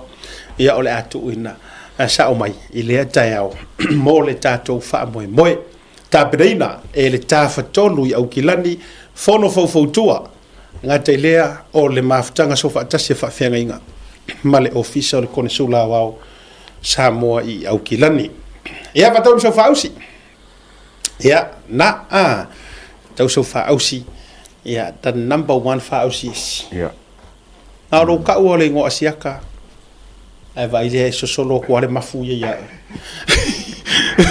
e tron le mea tau tia ali ro lango ia sia matou foi tau mo faina ia ke peko ale peia o le nganga foi le no sisinga fu asa mo le la ko mai pa o me o le fiu so en ka ko kolo le mo en kolo e ka so e pe arfa au si vai salo me o fa pena e mo wa e o kolo e ko kai ki ngai ma ko ka penga o le ia o ni sina o tatou fa sisilanga au ne ngalo le tatou immunization da ia o le tatou tuinga po le vaccinations ia mo so se tulanga o ngase ta maiti fever me uma fa penal fulu tui fa ngata wa uma tui ia uma sadia so fo maroloina e foi siaki koko mawalunga o le fatu me uma suka fai ele aise tu tong ona ingalo na fa mo ile stona il ves phone ia to avatu tatou fa sisilanga la valea ia wa fo ile tatou ainga fast ia i Wellington ia ile to fono fa ar masina le stona nei to sfuru me no fanga uta o ilunga ia ile sfuma tasi taiao na ile lua Britannia Street Pitone Lower Heart Next call. Ia, tātou whaasalalonga masani. Tau langa fo o tātou containers. Ia, peo na whai atu iaso whai so o mo o tau au se tālia. Le au ina mai o tau fua whaere leanga mai Samoa. Tu ina atu Brisbane, Sydney. Ia, mai se fo me le pone. Whaafso ta ili numera. Ia, lea o tā uilunga. Ia, and our last one. Our last one, whaasirisilanga lea, pure whaasalalonga tātou tau sala online. Ia, mai le tātou waonga o Sangato Ioane Poseko. Ia, ile rei fwoi vaenga o le afiafi. Ia, a wā le wha moe mo le tātou lau mua I Samoa o le tātou tau sala online. Ia, details malava na ua tu ina tuilunga. Ia, a wā sau fiso soani tau se leni. Ia, whaalinga ia mo le rei vaenga o le afiafi. Ia, taua. Ua. Home time. Ia, whaavitai. Le anga leo le tu te mai tātou programe lo na whaasifonga le vanga le fiafi. Whaafite le lau mai monga, share, like le tātou programe, ia subscribe, lunga le tātou YouTube channel. Tātou whelua I te masani la soa taiao, seto mali e taua, ma whaatou whaatu. One more. I just remember, whaamure mole a whaapete malanga I Samoa. Tomorrow, ia po Friday. Ia vaina e message mai e isi tamai tanga pepa mo se uso lo fatari mai Samoa. Ia e fia tu ina tu te malanga ma oe ia peki o mo singa u extra fuile le kala isa ku pe Samoa. Ha mo mole o lava o ele adu ele vese ponga ke u o lunga. Ia fa mo mole fso tai mai. Messenger mai ia te. Ia on so tai toila ia le mananga fa lalo. Pira ina so tai so fo me manuel.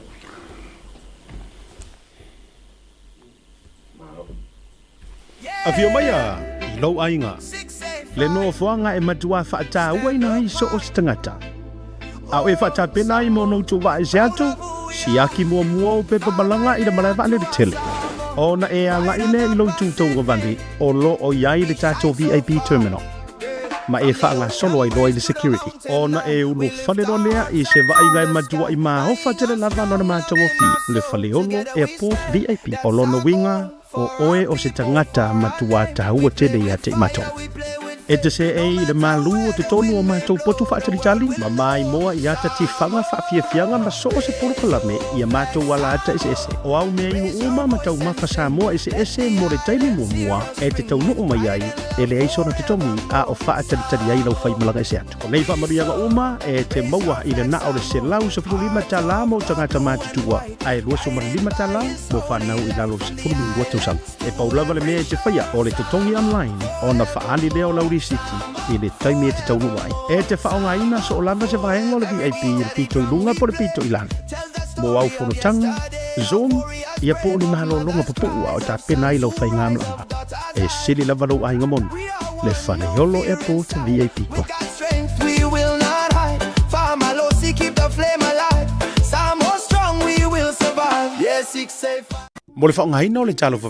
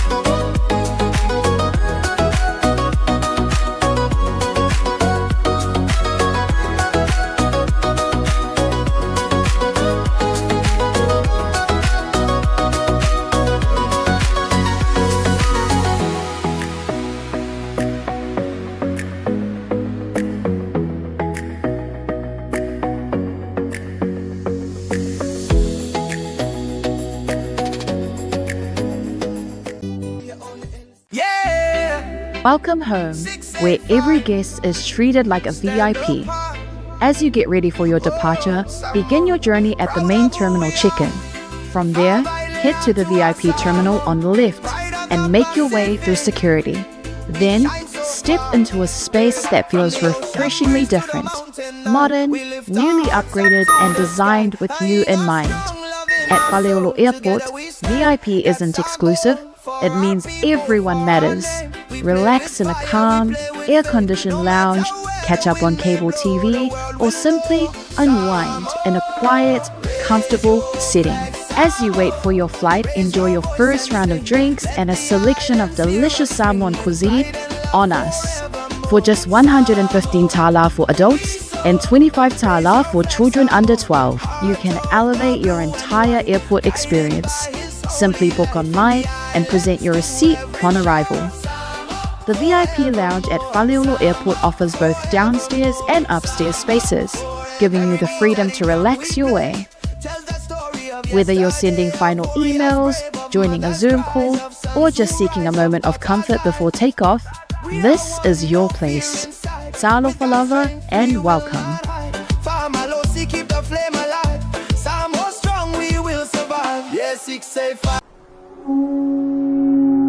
SMI Hardware is proud to be Samoa's leading provider of high-quality steel, metal and roofing solutions. Colours inspired by the heart of Samoa, from the deep blues of our ocean to the warm natural tones of our fala and tapa.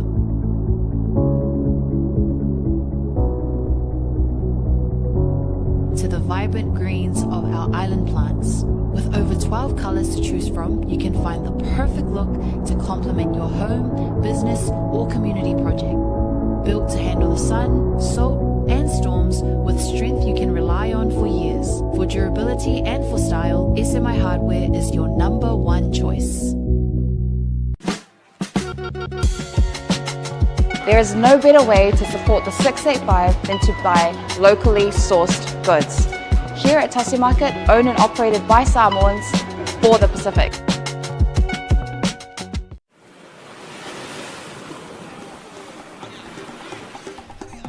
So for manuia malangi ma, o lo ingo o matai leo tasi nau mea tau whao, o ua lawyer Samoa I nei mato officer o le WT Compensation Lawyers, mātou te fisoswani tangata wa whaina mai ta avale, whalewhenga luenga na superannuation claims. O le manulau ti o le mātou au-aunanga ina ia avele mātou ofisa e whai mafai I tangata uma o le Pasifika. Aisea, awa e tā ua le mātou ofisa, tangata o le Pasifika. A whai o se tangata e mana o mia se fisoswani, wala au mai tatou ofisa nei Prispeni Australia le o fitu, tolu iwa lua wha iwa lima wha.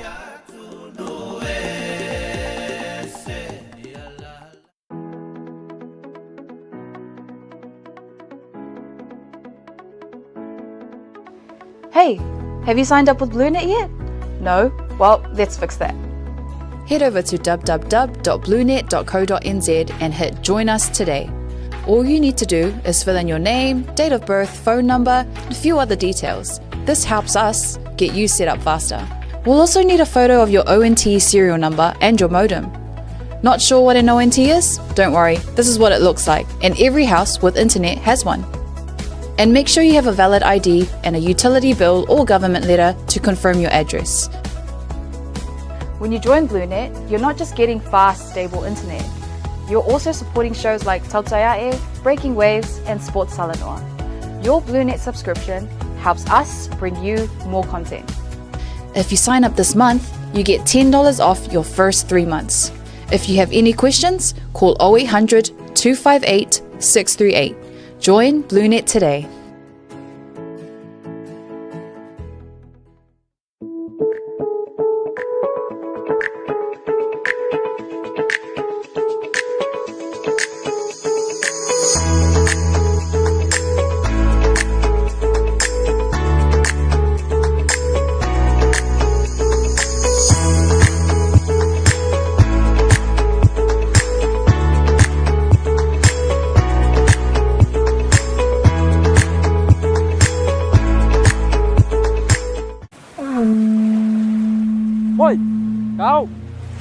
Come with me. This is where our adventure begins.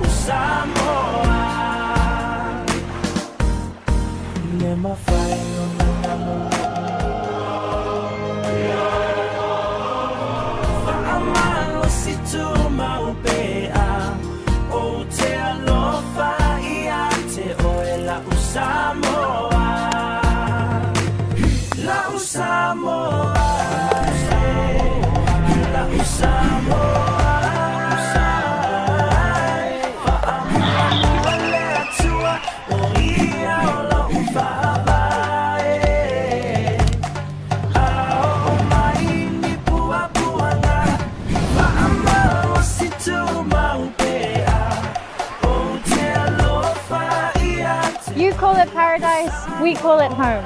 This is Samoa.